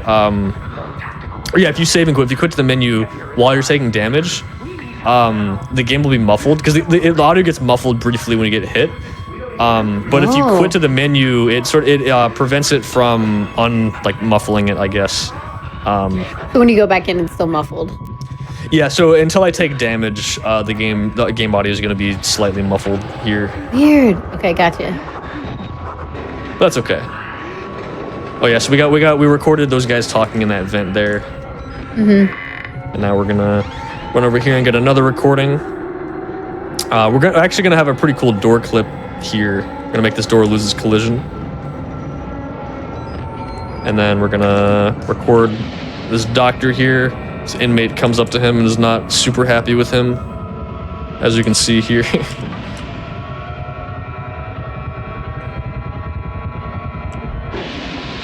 Make sure we record this. Okay, that should be good. Okay. And it'll register later. Yeah, it should come on like around here-ish. Oh. Yeah, there we go. Oh, there, okay. yeah. There you go. Yeah, again, you get some of those like way later than you'd think you would. But we still got it. So funny. I guess we're gonna see one of the main, I guess, antagonists for the DLC, Frank here. He's this cannibal guy. We're gonna skip having to run all the way around this room by getting a wall ride to sort of fit through this collision here. Nice. Oh, and there's the guy. Yeah, there's the guy with the handsaw. Let's make sure we record him. Okay, make sure I got that one. Nice. At least the game gives you a little, thing that says you got it. So you don't, forget stuff. Well, you can still forget stuff, but you know what I mean. Right. All right. So here we get a small hitbox, and then by turning to the side really quick, I'm gonna move my character out of bounds just a little bit, and it's gonna deload and get me a little stuck in this wall. And then I'm gonna jump again, and that'll let me boost up on top of the wall. It's kind of like a weird setup, but basically we're just using that to get up a little bit higher out of bounds. Gotcha. This is a super new discovery, actually. You can record that T-posing guy over there and get that recording from nice. over here. Yeah, you can see there's a cutscene that plays sort of. You're supposed to like go over there and record him, but Yeah, and somebody on the floor. yeah. You could just record it from there, which is pretty cool. I almost missed that jump. That would have been funny. All right, so. Oh, here's another T-posing guy. Again, the cutscenes don't all load the way they're supposed to here, so it's a bit silly. Does he load back in normally when we come back? Oh no, he doesn't actually. He's supposed to be crawling on the ground, I think. Oh well. Oh, this skip is really funny.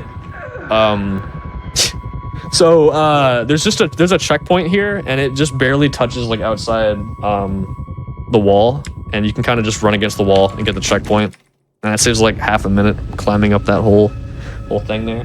That strat's like 2 days old. Yeah, it was found about 2 days ago, and in hindsight, it's super obvious because they're just standing there, and you can just point the camera at them. And the out of bounds we had where you get it from was found a pretty long time ago, like months ago, I think. Maybe even longer, actually. And yeah, if you just turn around, it's just right there. So it's Wow. one of those things that when it actually gets found, it's super obvious, but Right. no one had actually found it yet. So when that got found, it was like, oh wow, you can just do that. Just because it's obvious doesn't mean your brain will be like, yeah, of course. Like, I'm going to try this. And, it's like looking back. Like, once you figure out a puzzle, you're like, oh, why didn't I do that earlier? Yeah, like the solution is obvious afterwards, but it's not always like the first time around. Yeah, exactly. Yeah. So Right. we're probably going to get hit here, which is going to get rid of sound glitch. Oh, there we go. Okay. Oh, hey, look at that. All right, so we're going to do this kind of quick because he's chasing us, but we can lean here to sort of deload that wall and just kind of pop through it. Can you not get through now? I get disoriented there because I turned around. All right, so we're going to get a door hitbox here and jump to deload this wall. Jump over here. Oh, he hit me midair and that actually made me lose my momentum. Oh, wow. So that's kind of unlucky, but that's okay. Do it again. That's actually really funny when that happens. Because the enemies will still chase you and stuff even though you go out of bounds. And depending on where they are, they'll fall. Oh, I'm kind of stuck. I am stuck in this desk. Oh, he killed me. Nice. Oh wait, actually, he did. Okay. I wasn't sure if he was gonna. Sometimes they grab you and throw you, and sometimes they kill you. I wasn't sure which one that was. Okay. Okay, that's fine though. I was stuck anyways. That's fine. All right. Third time's the charm. Here. Here we go. There we go. Okay. Nice. Go through the wall. I'll do it a little bit faster this time. I think he caught up to me just because I was going a little slower explaining stuff. There we go. Oh, I jumped twice. Oh. I was mashing jump to make sure I actually got my jump, and I jumped twice instead. Right. Okay. All right. Like too enthusiastic. All right. As they say, fourth time's the charm. As the saying goes. Y'all ready for the actual first try?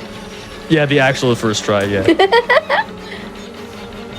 I mean, but it allows you to see. I was just demonstrating. This is my actual first attempt. Yeah.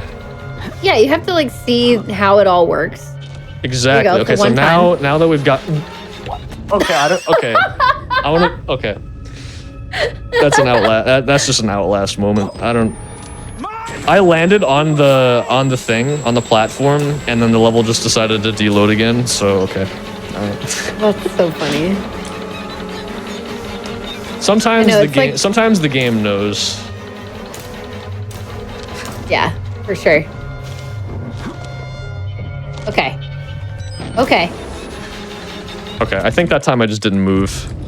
Okay. So you have to start moving? What happened exactly? I don't know. The game, this trick is just like it just kind of does this to me sometimes. I don't know what my issue is with it. But I think I got it this time. I think I just need to move as soon as I'm like trying to stand still so I can like show it. But I think I just need to move here or else it deloads.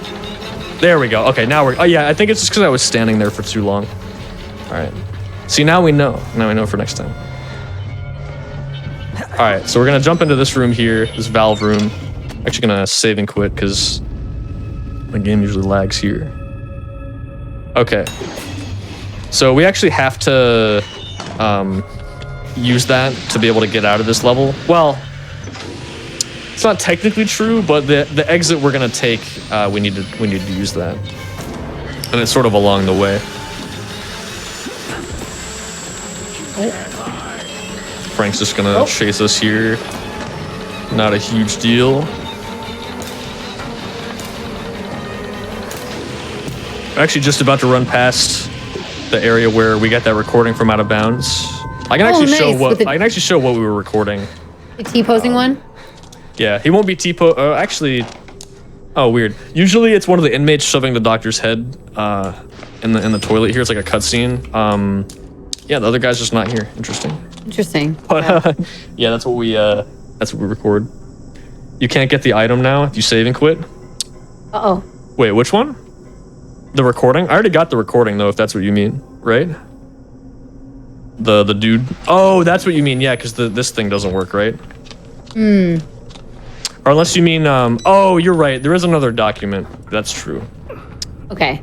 That's fine. We can go back and get that. The save and quit will negate, kind of like you were saying in the main game. There's like something you can't do with saving and quitting. Yeah, I remember what he's talking about now. Yeah, if you save and quit there, it locks one of the doors. It actually. We can go back and get it later. That's okay. Yeah, the document in the room. That's right. That's all right. What's the harm in another 99% run? You know. Right. No, hey, you went back and got. You're right. I did. All right. So this is kind of funny actually. Here, I can do it again. Actually, just a little slower. Yeah. So you get a small hitbox shimmying through here, and if I hold back and right as I come out of this thing, I'll actually keep the hitbox. And we're gonna use that to unload the level. If I just run close enough to this wall here. Sure. And I'm gonna try to pause so I land here. Okay, cool. This jump's kind of hard here because there's some collision, a pretty big collision that loads in, and you get soft locked in it. So we'll see if we can. Nice. Okay. So we made it through. If you jump too early or late, you'll get stuck there. But that gets you down to get this item here. Nice.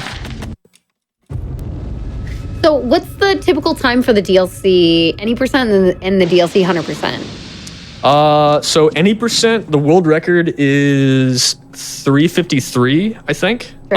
under 4 minutes, and for 100%, it's like I forget, it's like 13 something. So it's about 10 minutes longer for hundo. Okay. There is a little bit of a trick we can do here actually. I'm probably not going to do it here because if I miss it, I can't like get the item. I mean, I could just load back in, I guess, but you can just barely inch into the decontamination area there and hit the checkpoint, but not hit the load zone. And then what happens is you can grab this item here and then just save and quit, and it just warps you to the next area instead of having to run over here and grab this first. Oh, this is locked. Oh, that's what he was talking about. Yeah, so I can't go back and get that document just yet. Okay, I see. That's okay. I can run back and show you which one it is after this run, like we did before. So we still get all the items. Yeah, just have to remember we missed like that one. The 13 minutes for the world record, right? But since this is a glitch breakdown, this is why we don't have like estimates up on screen for how long it's going to be. Yeah, exactly. All right, so that was the hospital. That's definitely the hardest part of the run. We're gonna record Frank here, yelling at us. Sure. So this is the rec area. So this trick is called Spooky Misskip. It's a pretty difficult jump. You gotta like run forward and back to get a bit of momentum first, and then jump right at the edge of this this door, and you can just barely. We're gonna land on a pillar over here. Okay. And I see. It's not that bad. It's kind of annoying when you're trying to get it first try after actually making it past the hospital. Because it's a pretty tight timing on the jump. Ooh, that was close. Yeah, you gotta jump late enough that you actually have enough speed or have enough like you jump late enough so you can make the distance. Oh, there we go. Okay. Nice. Okay. But if you jump too late, you won't actually be able to jump there. But yeah, we do that just to skip a bunch of running here. And we can head over and climb up here. There's not a ton of items in this chapter and the next one, so we can still skip a pretty decent amount of it. I need to remember. Oh, there's an item here I gotta record. I gotta remember that. But before that, we're gonna get a wall ride here and skip this encounter with the twins here. Again, this time we're using it to fit through the small gap here. And then gotta record the get the exact spot. This one's a bit weird. You gotta record the guy playing basketball. Well, you're playing basketball with someone's head, but okay, that makes more sense. Still basketball, I guess. Yeah. I was like, cool. I guess we're just gonna record some basketball. That seems important. I forgot it's kind of an important detail. Sure.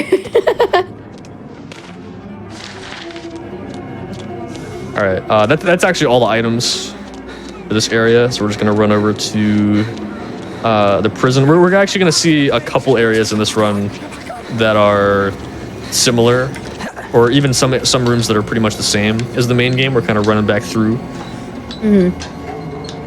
briefly. So we're gonna see or like revisit the prison here pretty briefly. We're gonna skip most of it.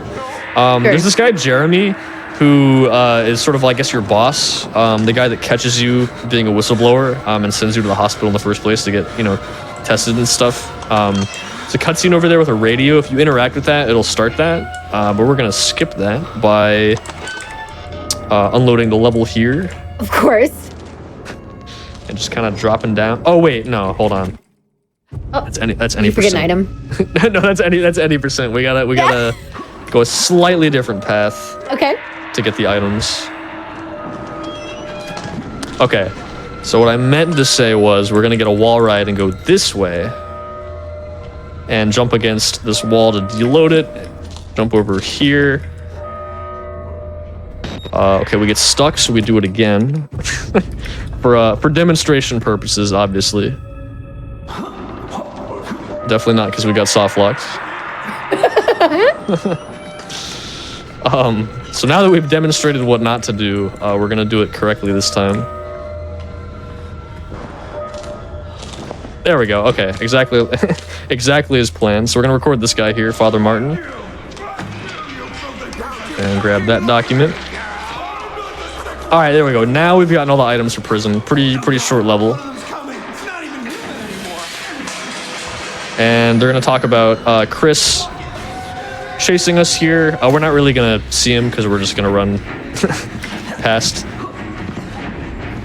He actually, if we stop here, he'll probably actually lose us at this point just because we're so far away. Gotcha. But he is chasing you. Technically. Believe it allegedly. or not.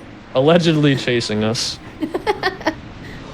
All right, so this is another DLC exclusive area. This is called Drying Grounds. Drawing grounds? Drying. Drying ground. Oh.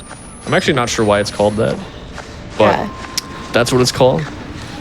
So for Drying Grounds, there's not a ton of crazy stuff. For any percent there is. There's a couple little skips here and there, but we're kind of just gonna run through it, grab some items. There's a document over here we can grab. I should mention there are some other saving quits we can do to warp around here that I'm going to skip because they're actually not faster in real time. So for normal runs, we use a load remover, so it pauses the timer whenever the game's loading. So sometimes it's faster, even maybe by, you know, like I said, a tenth of a second in some places to save and quit. Like here, for example, that one's faster with the load removed, but, you know, since, you know, we're doing this in real time, I'm just not going to do some of those because it's like not really, it's like not actually faster. But I just thought I'd mention that for anybody wondering. It's kind of like that with a lot of other PC games as well. The loads get removed, so it's faster to do that anyway. Sometimes it's kind of a meme though, because you're sort of saving time by actually taking more time in a way. You know what I mean? like you're actually taking more time to play the game, but the time at the end is faster. It's a little weird, I guess. But yeah, it is. But it's usually to cut out differences in loads, you know, to make things more fair. It's kind of a weird balance, I guess, because, you know, it's like, well, if you don't do it, some people have a hardware advantage, but you're also like playing the game for longer almost. Like you're more like playing the timer than the game, I guess. I don't know, but anyway, we're gonna skip part of the drying grounds here by getting a small hitbox and fit through that gap in the fence. So that just skips kind of running through this building, jumping down in that whatever you would call this area down here, and climbing back up. Record this dude here. There we go. All right, so coming up next is a vocational block. So normally this would be by far the longest level in Glitchless, and it features a 6-minute cutscene. Fortunately, we don't have to watch that. But it does feature one of the other main villains, Eddie, also known as the Groom. We'll see him a little bit. So why is he called the Groom? So he's looking for his bride, and so what he does is he captures the inmates and then like tortures and like mutilates them to try to make them his perfect bride, and then it always ends up being where you're not perfect, so then he kills them and then he goes for the next person. And he captures us too and tries to attempts to try to do that with us as well, which is sort of like the long cutscene. But fortunately we skip that, which is really nice. So what we're gonna do is instead of going over here and trying to jump over this gap, that would normally take us into the beginning of the level. We're actually going to go over here and do some platforming on this railing. Oh. And we can jump. We're sort of on top of the vocational block area now. And I just gotta jump a few times here so we don't fall. Fortunately, it has collision as well. It's awesome. Yeah, and fortunately this is all loaded. Oh. And we're actually gonna make 3 separate trips here for some items. Oh, interesting. So we grab that document first. Yeah, does that skip have a name going over that railing? So Mystery might know actually. I'm kind of drawing a blank here. You do I don't know. I know that you. Oh, I'm dead.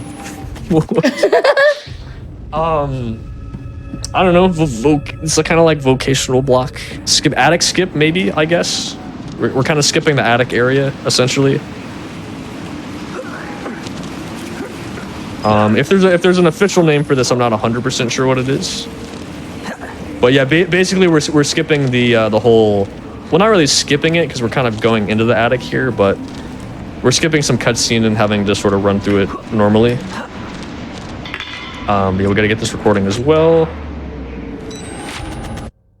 All right, so now that we've gotten the 2, triple tower there. Okay, that makes sense. Yeah, because we gotta jump on the tower 3 times. That's a cooler sounding name. Yeah. Okay. Perfect. Oh, there I'm dead again. Oh. Gotta be a little careful. Yeah, so we jump in twice to grab the 2 attic items, and now we can just skip the attic. Oh man. Oh. I had that, but I jumped just like a little bit too late, so he didn't actually jump. Okay.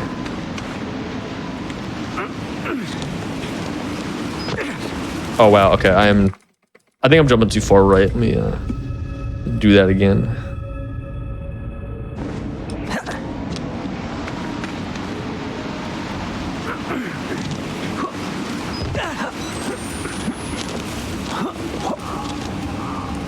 go. Oh. Wait, show off.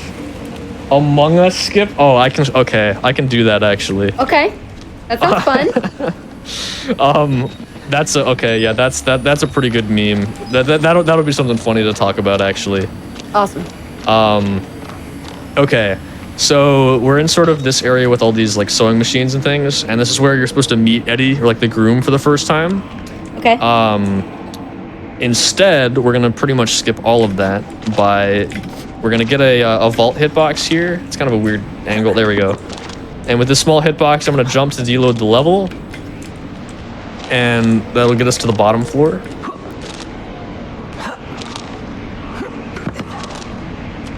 There we go. Oh, Wait, okay. almost. Okay, I think I gotta just aim in the wall a little bit longer. Do I actually have the hitbox? Oh no, I don't. Yeah, see, this is actually with debug tools, we can actually just see whether we're doing it right or not. Okay, so I was a little bit off. Gotcha. Again, it's so helpful to have that. Yeah. Oh yeah. So okay, that actually makes sense. Yeah. So you see, like, I don't even have. Oh no, I do have it actually. Oh wait, this should work. Should be in the right spot, maybe. There we go. Okay. Nice. All right. So I'm gonna aim over here to get this recording. Perfect. You can totally see it. Exactly. This is the area where you normally get. Oh yeah, we get to drop to the lower level here. That's normally where the cutscene would end, where you would escape. Okay. You sort of escape like right before you get the saw put on you. Sure. So now, we actually got all the items. We're gonna see Eddie here. So there he is. We're a lot faster than him because we're supposed to be limping here because we normally get our leg injured. I gotta do this kind of fast because he's chasing me, but basically I'm getting a... Oh, he might hit me here. We're good. Okay. So we get a small hitbox to run out of bounds here. There we go. You can see he's kind of just... He's kind of just watching us. He doesn't really know how to get to us, so his AI kind of just breaks. But we're gonna run away now.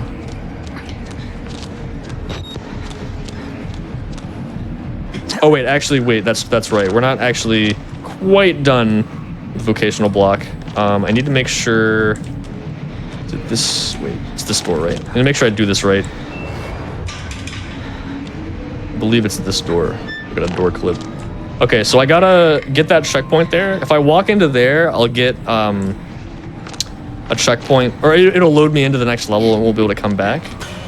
So or was it this door?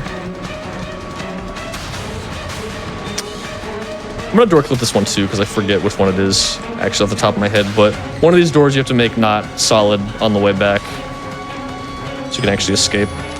So you see Eddie's actually dead there. We get two recordings here. So this is the very end of the level where there's a cutscene where he tries to string you up there, but he gets caught up in it instead. Okay.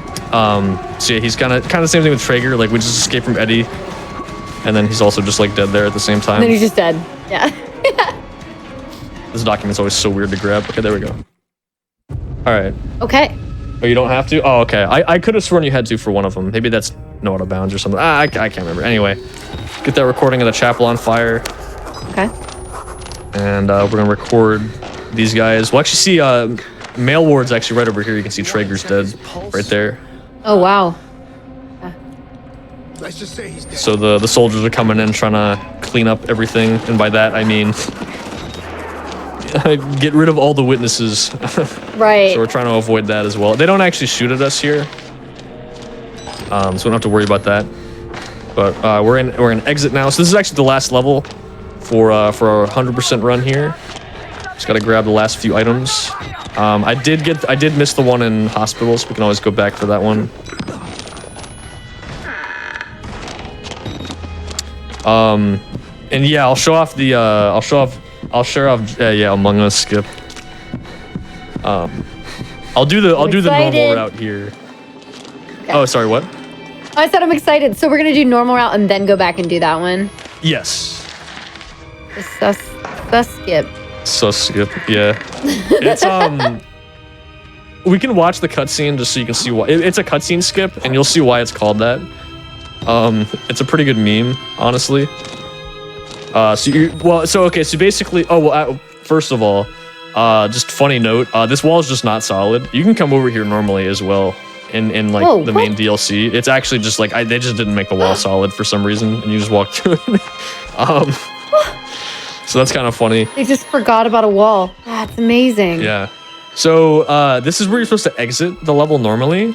And you'll see, if I very carefully go in here, you'll see the guy Jeremy I was talking about earlier will load in. We're supposed to record him. So for 100%, we skipped the cutscene by going outside and getting that recording of him there. And now we can escape. Normally, you're supposed to watch a cutscene with him. There is a way to skip it as well, just by going through it. It's really stupid. It'll probably take me a few tries, to be honest. You'll see why. But that's GG's for our 100% run. Once we get in the Jeep there, we got all the recordings. It fills up exactly here, so I know we got all of those. I should have the one note. I should have 12. Yeah, I should have 12 of these. 1, 2, 3, 4, 5, 6, 7, 8, 10, 11, 12. Cool. Okay, so we got everything except for the one in hospital. So I could try to go and get that real quick, and then we could do the funny Among Us skip. Okay. Let's see. We can test our knowledge here, see what the fastest way to get to this would be. I think I actually have a pretty fast way to get to this. Yeah, we can actually do a little bit of the any percent route. I'll talk about this in a little more detail once we come back, because I think we can just do an any percent run as well. Right, I think we're planning. We do have time for that. Okay, cool. Yeah, because that'll take it'll take a little longer, but yeah, it's around a 4-minute run, so it's pretty short. Yeah, absolutely. So I'll explain this once we come back. See if I can get up here first. Oh, I should have jumped. Oh no, this is actually perfect. Okay.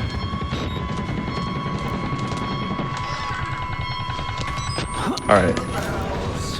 So we're just coming through a different part of the level here, and I'll be able to grab that one document. Just nothing too crazy here. Just gonna do a couple door clips to just make them lose collision. Just run through them a little faster. Okay. This is the room we weren't able to get in. There's that document. Okay, there we go. All right. So that's all the items. All right. So let's load up exits. Okay. So the thing with Jeremy Skip is it's actually banned now for full game runs because it's very hardware dependent and it's kind of random. So you can skip some cutscenes in this game by just mashing crouch through them. But again, it's pretty random. But yeah, basically, if you just spam crouch and you get lucky, it just doesn't play the cutscene when you walk through it.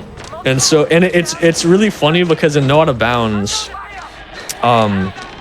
you can't skip the cutscene by running around it, but you can crouch spam through it, and it saves about a minute. And so it was kind of it's still allowed in individual level runs. Like if I was running just this level, I'm allowed to do it. But if I'm running full game No Out of Bounds, I'm not. And that's because the meta was the run was basically you'd be about 19-20 minutes in, you'd get to this point, and you just have to pray that it worked. And if it didn't work, you'd lose a minute. So it was pretty not fun to run. So we had a vote and decided not to allow it. But Mr. Park. we could still show it off here. So this might take a few tries. If I don't get it, I'll show the cutscene the first time, so you can see why we kind of jokingly call it Among Us skip. Make a deal? Okay. We'll see if we can get it first. Please? No, there's no way. Okay, I actually got it first try. So He's gone. Yeah, we actually got it. There's no way. Let's see if we can get it on the way back in. Sometimes you can. I think it's easier on the way back in. Yeah, we got it again. Nice. Okay, well, let's actually watch the cutscene this time. Unbelievable. That's so funny. The trick actually just works in the stupidest situations, but when you actually need it to work, it doesn't. No way. No way. Yeah, I know, right? Okay, so when Jeremy dies here, he literally looks like the Among Us characters when they die with the spine and everything. You'll see what I mean? Like, I don't know. So we just started calling it Among Us skip because So funny. he looks like that. But yeah, that's the cutscene that skips. Can you still see him here, actually? I don't remember. There's actually no way that worked first try, though. That's so dumb. Wait, can you? Oh, no, you actually can't. It's funny. Interesting. Okay, well, yeah, that's Jeremy's skip. That was a good thing So to point funny. out, though. Symmetry, though. Yeah, that's a good one. I had to write All that right. one down. I think there might be like one or two other things we could go back to, but Sure. I think doing an 80% run would be pretty funny or pretty Let's cool. do it. All right, so you saw how to beat the game, getting all the items. Now this is how to beat it as fast as possible. So right off the bat, we're gonna go out of bounds again, do a door hop, and then all these walls up here aren't solid, so we can kind of just run through those. So we're gonna be pretty much skipping all of the hospital. I mean, you can imagine if the run is this short, we're gonna be... Oh, actually, wait. That's right. I need to actually restart the game real quick because of something kind of funny. There's a trick. If you have a certain CPU, it will only work at if you launch the 32-bit version of the game as opposed to the 64-bit version for some reason. Okay, so I launched it. Let's see if game capture grabs that. There we go. Okay. All right, now we can do our 80% run. Oop, I can't. Would you mind helping me out real quick so I can see what's going on?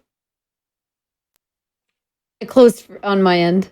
Oh, you're right. I forgot about that. Yeah, there you go. No problem. Oh, thank you. Perfect. We're good. Okay, so there's a weird boost up you can do. Kind of, it's actually really similar to the one we did with if you saw earlier, we did Wernicke skip, the thing in lab where we got a small hitbox and kind of just like rubbed up against the door until it boosted us upwards. It's actually like kind of the same thing. For some reason, I don't know, maybe Semistry knows or someone else in chat knows, I'm not sure, but for some reason, if you have an AMD CPU, it only works if you're on the 32-bit version, but if you have an Intel CPU, it works on either 32 or 64-bit. I don't know why. It's really weird. But yeah, I just remember that I have an AMD CPU, so I have to do this on the 32-bit version, but not a big deal. Just relaunch the game real quick. So we're going. All right, but that's not for a couple minutes here. So first, we got to get out of the hospital. So I should point out that another T-posing guy here. just chilling there. All right, And now so we're just combining all of the skips, right? We're combining all the skips that we've seen throughout the show. Oh yeah. What happened? Sorry. Oh, true. Oh, there's no audio for you all. Would an auto hotkey toggle clicking the Oh yeah, I don't. Are macros acceptable for this run at all? Oh no. Not currently. No. There you go. Okay. Wait, what was the? What was the question for a specific macro? Oh, to click much faster. Okay. About the crouching. Oh, the crouching macro. I think people have tested it. I think somebody said it does actually. I've heard from one person that it does work with a macro, and from somebody else that it didn't. So I'm not 100% sure, but I think it could possibly for the crouch spam thing. Yeah. Sure. Okay. Do we have game audio back? It looks like we do. At least I see the levels. Looks good. Yep. Seems good. All right. Cool. All right. So here, when we jump to the left, a wall is gonna load in, so we're gonna get a boost up on that. So I'm just gonna pause buffer. And okay, I was a little slow, so we gotta do that again. You gotta react to see as soon as it loads in, and then unpause and jump. Because if you don't jump soon enough, the level above you loads in too fast, and we get kind of blocked. Like we can't jump back in bounds. I would say kind of like 100%. I think hospital is probably the hardest part. Ideally, it only takes about 50 seconds if you're going really fast. But yeah, this boost up and then the other one we're gonna do can be a little tricky. All right, let's see if we can get it this time. There we go. Okay. Easier to do nice. while you're not explaining it at the same time, I guess. Yeah. All right. So we're going to do another boost up. I'm gonna get on this door first, and we're gonna jump into this wall. Nice. Got it. All right. So I'm just making sure to walk in the right areas here, otherwise we'll fall. Because not all of this is solid. A lot of it is, but not all of it. Oh, you can see that decontamination area from before. But instead of actually going through that, unlocking it, we're just gonna jump and hit a checkpoint right there, and that puts us in the next chapter here. Gotcha. All right, so this is gonna look pretty familiar now. We're gonna do spooky misskip again. Looks like we are a little off on the game size as well. That's something we'll need to. Oh, could I? Not I could, oh, not on my. Okay. Not on your end, yeah. Okay. It's covering up your camera. I got you. Okay, that's funny. Uh-huh. All right, so we're gonna do spooky misskip again. Oh yeah, you're right. That should look better now, right? Oh, okay. I think we hopefully it'll be fixed. Okay, Perfect. Okay, I think we're back cool. on track. Cool. There we go.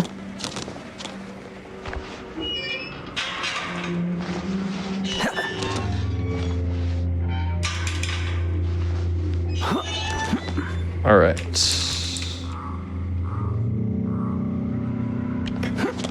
Ooh, that was just a little bit too early. Yeah. So yeah, you can kind of see what I mean when I was talking about this earlier. This trick can be kind of annoying. It's Right. not that bad. It's just annoying when you're, on a run. It's like, oh, I got out of hospital. Let's go. And then you just miss the jump. Feels Right. bad. I mean, it is pretty precise, so. Yeah. Once you get past this point, it's a little bit more chill. At least this next part is.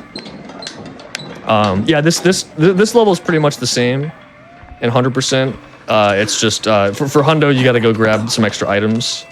So we're gonna do kind of the same thing here. Gonna use small hitbox to fit through the gate here.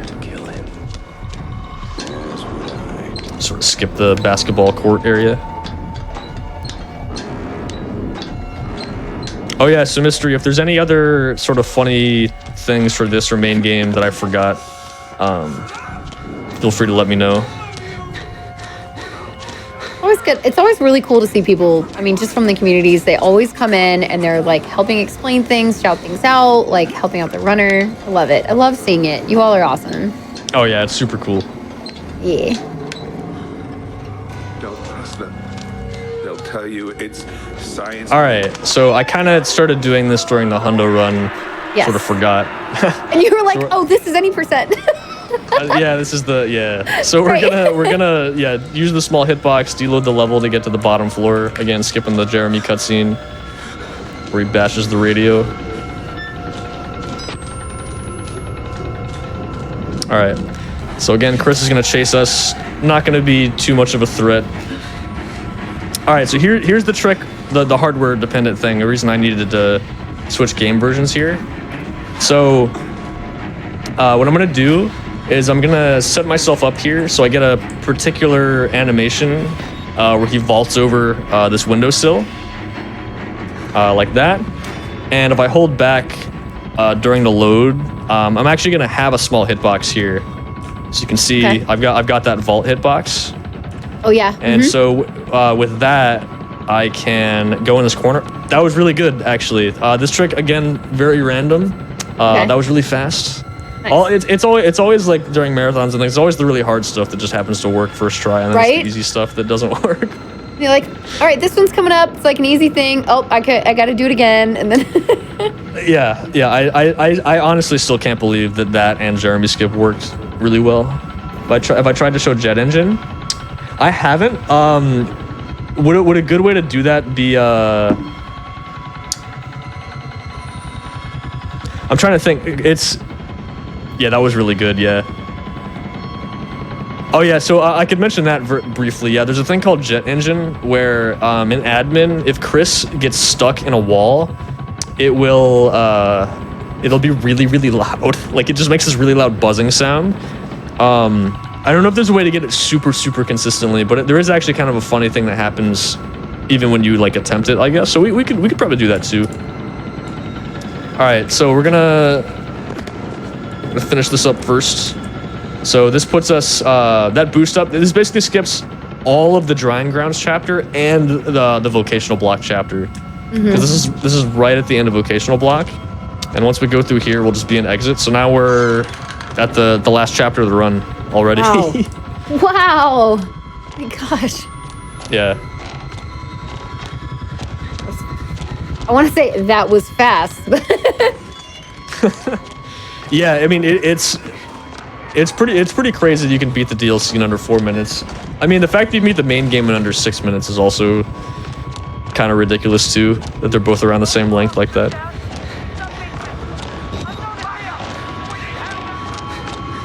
All right, so there is one more skip. We're gonna skip Jeremy again, in actually a different way that we have not seen yet. I think it's sort of random. Well, we could still try it, I guess. Maybe we'll get lucky.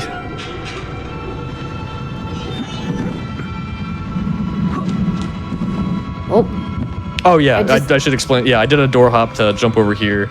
Yeah. I was about to say, like, it's funny because you're just doing things now like kind of on autopilot, but it's like, yeah, I mean, we've gone through this enough where I understand the basis of what you're doing, but it's still just like, whoa. Yeah, it still looks really cool for sure. This does not look well loaded in. Yeah, this is a room you're not supposed to be able to get into, and you can actually see. I think this might be like a default Unreal Engine texture. There's just this checkerboard thing. I don't really know what that is. Just kind of floating there. But yeah, so there's that. We're gonna jump down here and try not to die. Nice. And then yeah, run through the wall that just doesn't have collision.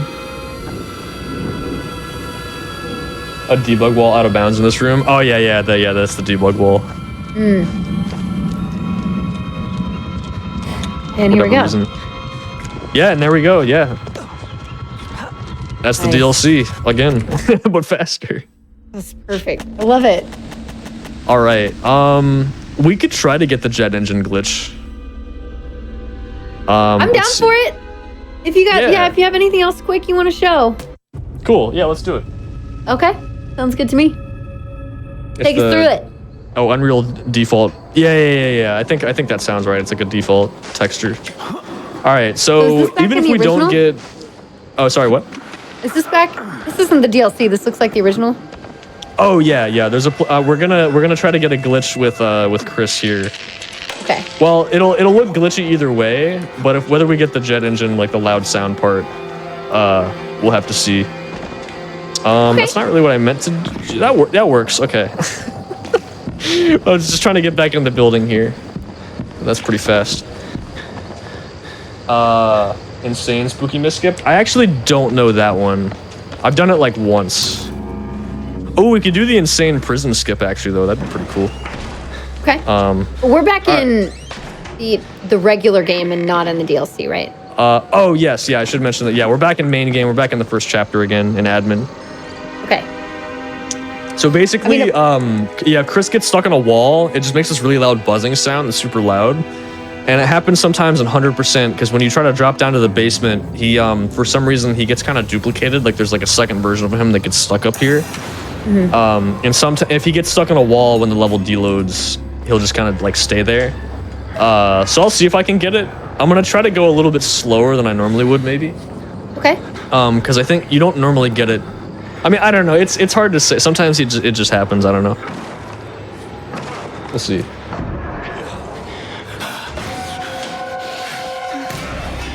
Nice. Is he still chasing me? Oh, that's not good. Actually, that might. Maybe that will be good. Maybe this will work. Oh, or I could. Yeah, I mentioned at the beginning. I mentioned at the beginning. Yeah, you gotta not fall all the way down. Okay, that's fine. We'll do it again. Do we think that Miles is Wall Rider at Save Wheelan Park there? I think it is actually. I'm pretty sure it's Miles as the Wall Rider, like killing Jeremy. Okay, that should work, right? Yeah, there we go. So if I ran at the right time there, he just kind of loses me. Oh, nice. Maybe if I wait for him to walk in a certain spot. There might be a setup for this that you could find where he walks in a certain spot and gets stuck. Not sure. Maybe I'll wait for him to move a little bit and see if he stands near a door or something. Or a wall. I don't know, we'll try this. Okay, or I'll die again. We'll just try it a third time, that's fine.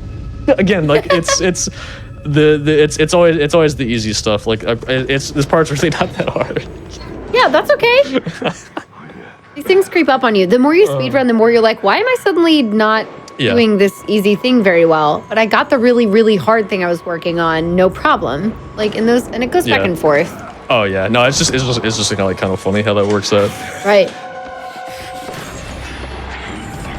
That's okay. Maybe he'll be in a better spot this time.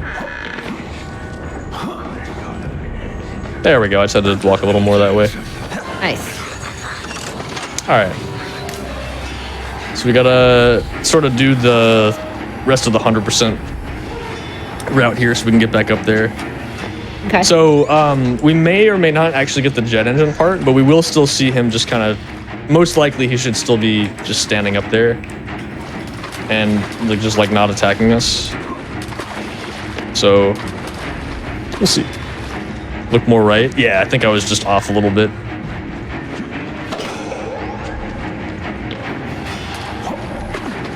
I kind of like stepped a little more forward and I made it. Right. Yeah. I think it's one of those things, those easy things, you kind of just like don't really think about it sometimes. It's easy to make. Right. And then when you have to, you're like, I don't know what I'm doing. Oh yeah, exactly. You have to like figure it out. Yeah.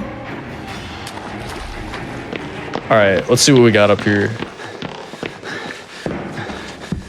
Where is he? Unless he fell down out of bounds, and then he could be chilling in the basement. That's what it looks like, actually. Sometimes you'll see him, he'll just be standing here in the hallway, just not moving. You can walk up to him and he won't hit you. Let's see if we can find him. Maybe if we jump down here, we'll see him. Oh, there he is. He's out of bounds. Okay. Well, that's still pretty funny, I guess. Can I go over there? Oh, hey, Chris. That's not good. All right. Well, we couldn't get the jet engine part, but that's all right. It's pretty random. Usually, it's like you just run up there and he's stuck. But yeah, I'm trying to think. I think that's most of what I wanted to show off. I'm trying to think if there was any other like. Oh, that's right. There's at least one more thing we could show. I don't know how we're doing on time, but I have at least one more thing we could do. Yeah. All right, so that is okay. We're not like, it's not like a hard line restriction. Okay, cool. So I wanted to show this off. So I mentioned earlier on insane difficulty, there's no checkpoints. Right. But you can still get through the game pretty fast without having to reload. And there's a skip you can do here to still get past the prison without having to reload. To skip the sewers checkpoint. Oh, I actually don't know that one. I've tried to learn it a few times. I'm like really bad at like the jump you have like to we do. already did the wheelchair, but it sounds like that's like more. There's more to it.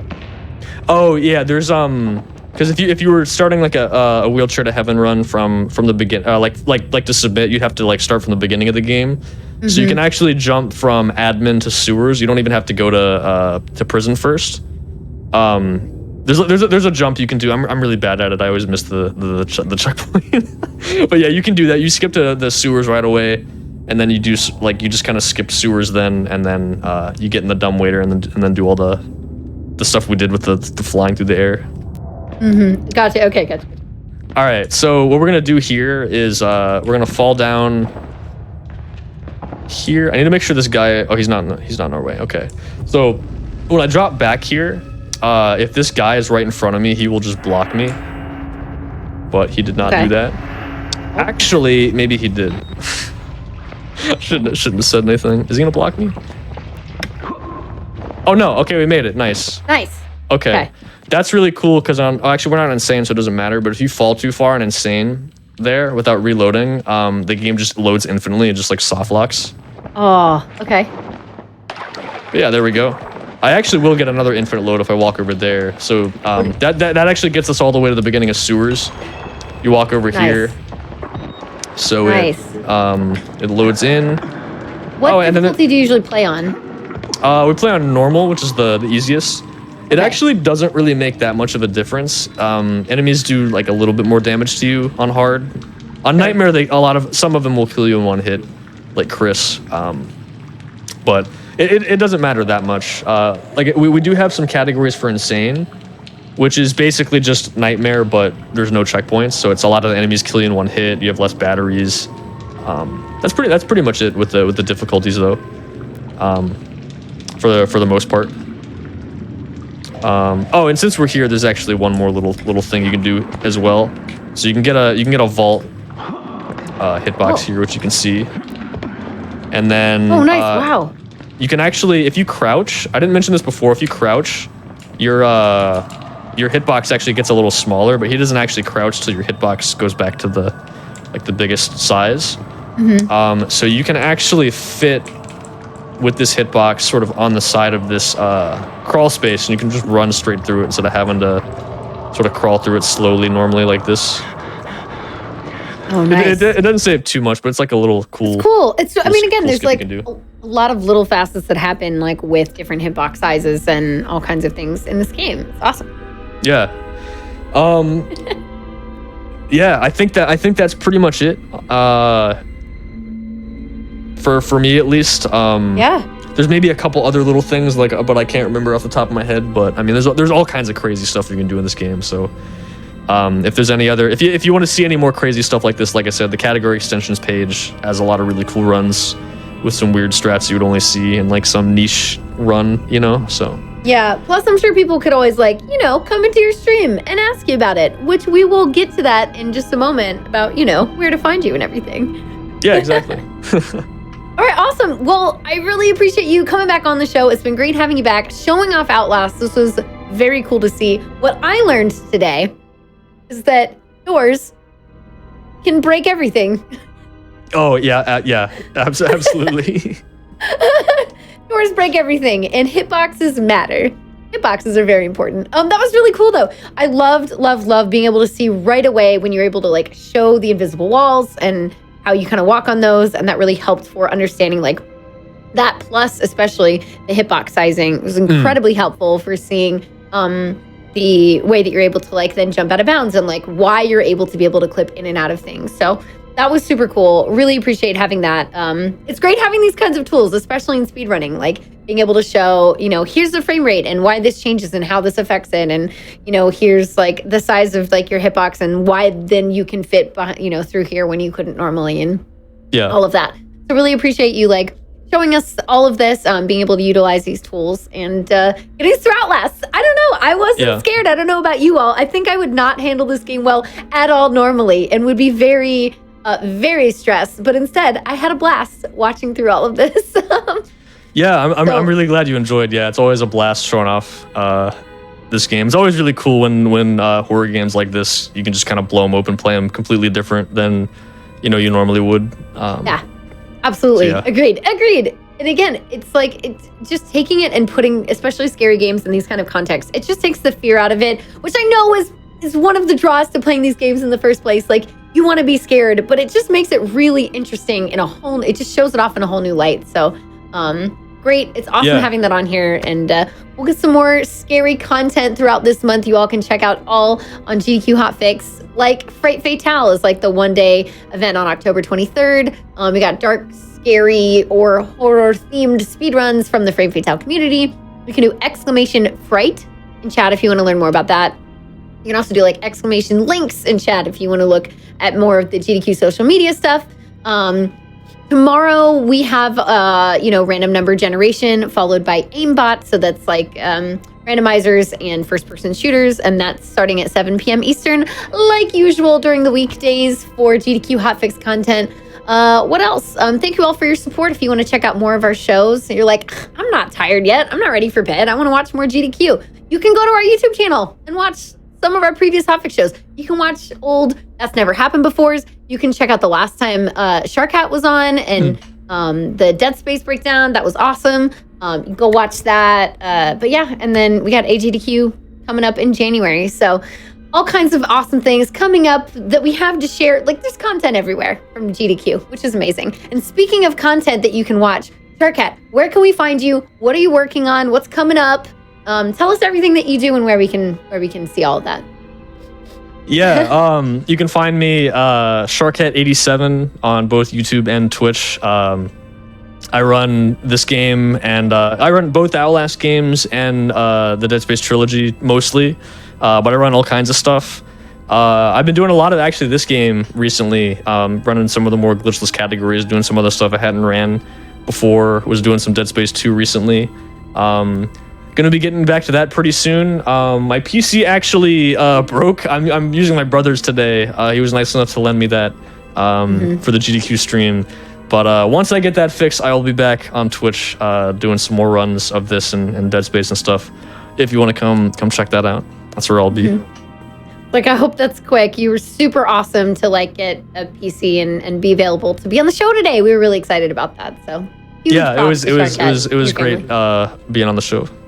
Yeah. Oh, yay. Okay, cool. Well, I'm glad to hear it. Well, thank you so much. Please go give Sharkat some love. Go give him a follow. Check out the stream. Give him some encouragement for when streams get back. You know, tech issues. Tech issues are the worst. So I'm hoping all of that gets resolved quickly for you. So you can come back and be running these games. So if you all have any other questions about the Outlast series or the Dead Space series, or you just want to watch runs, anything like that, go stop by Sharkat's stream, ask him questions, enjoy yourself, have a lovely time. You can see he's got a wonderful personality, lots of knowledge to share. So yes, please go give him a follow. And otherwise, we will see you back here in 2 weeks for the next episode. And again, we have weekly content, so you can watch stuff, you know, basically every day here on Games Done Quick. And I hope you all have a wonderful rest of your evening. Thank you so much for joining us for another episode of That's Never Happened Before. And we'll see you next time.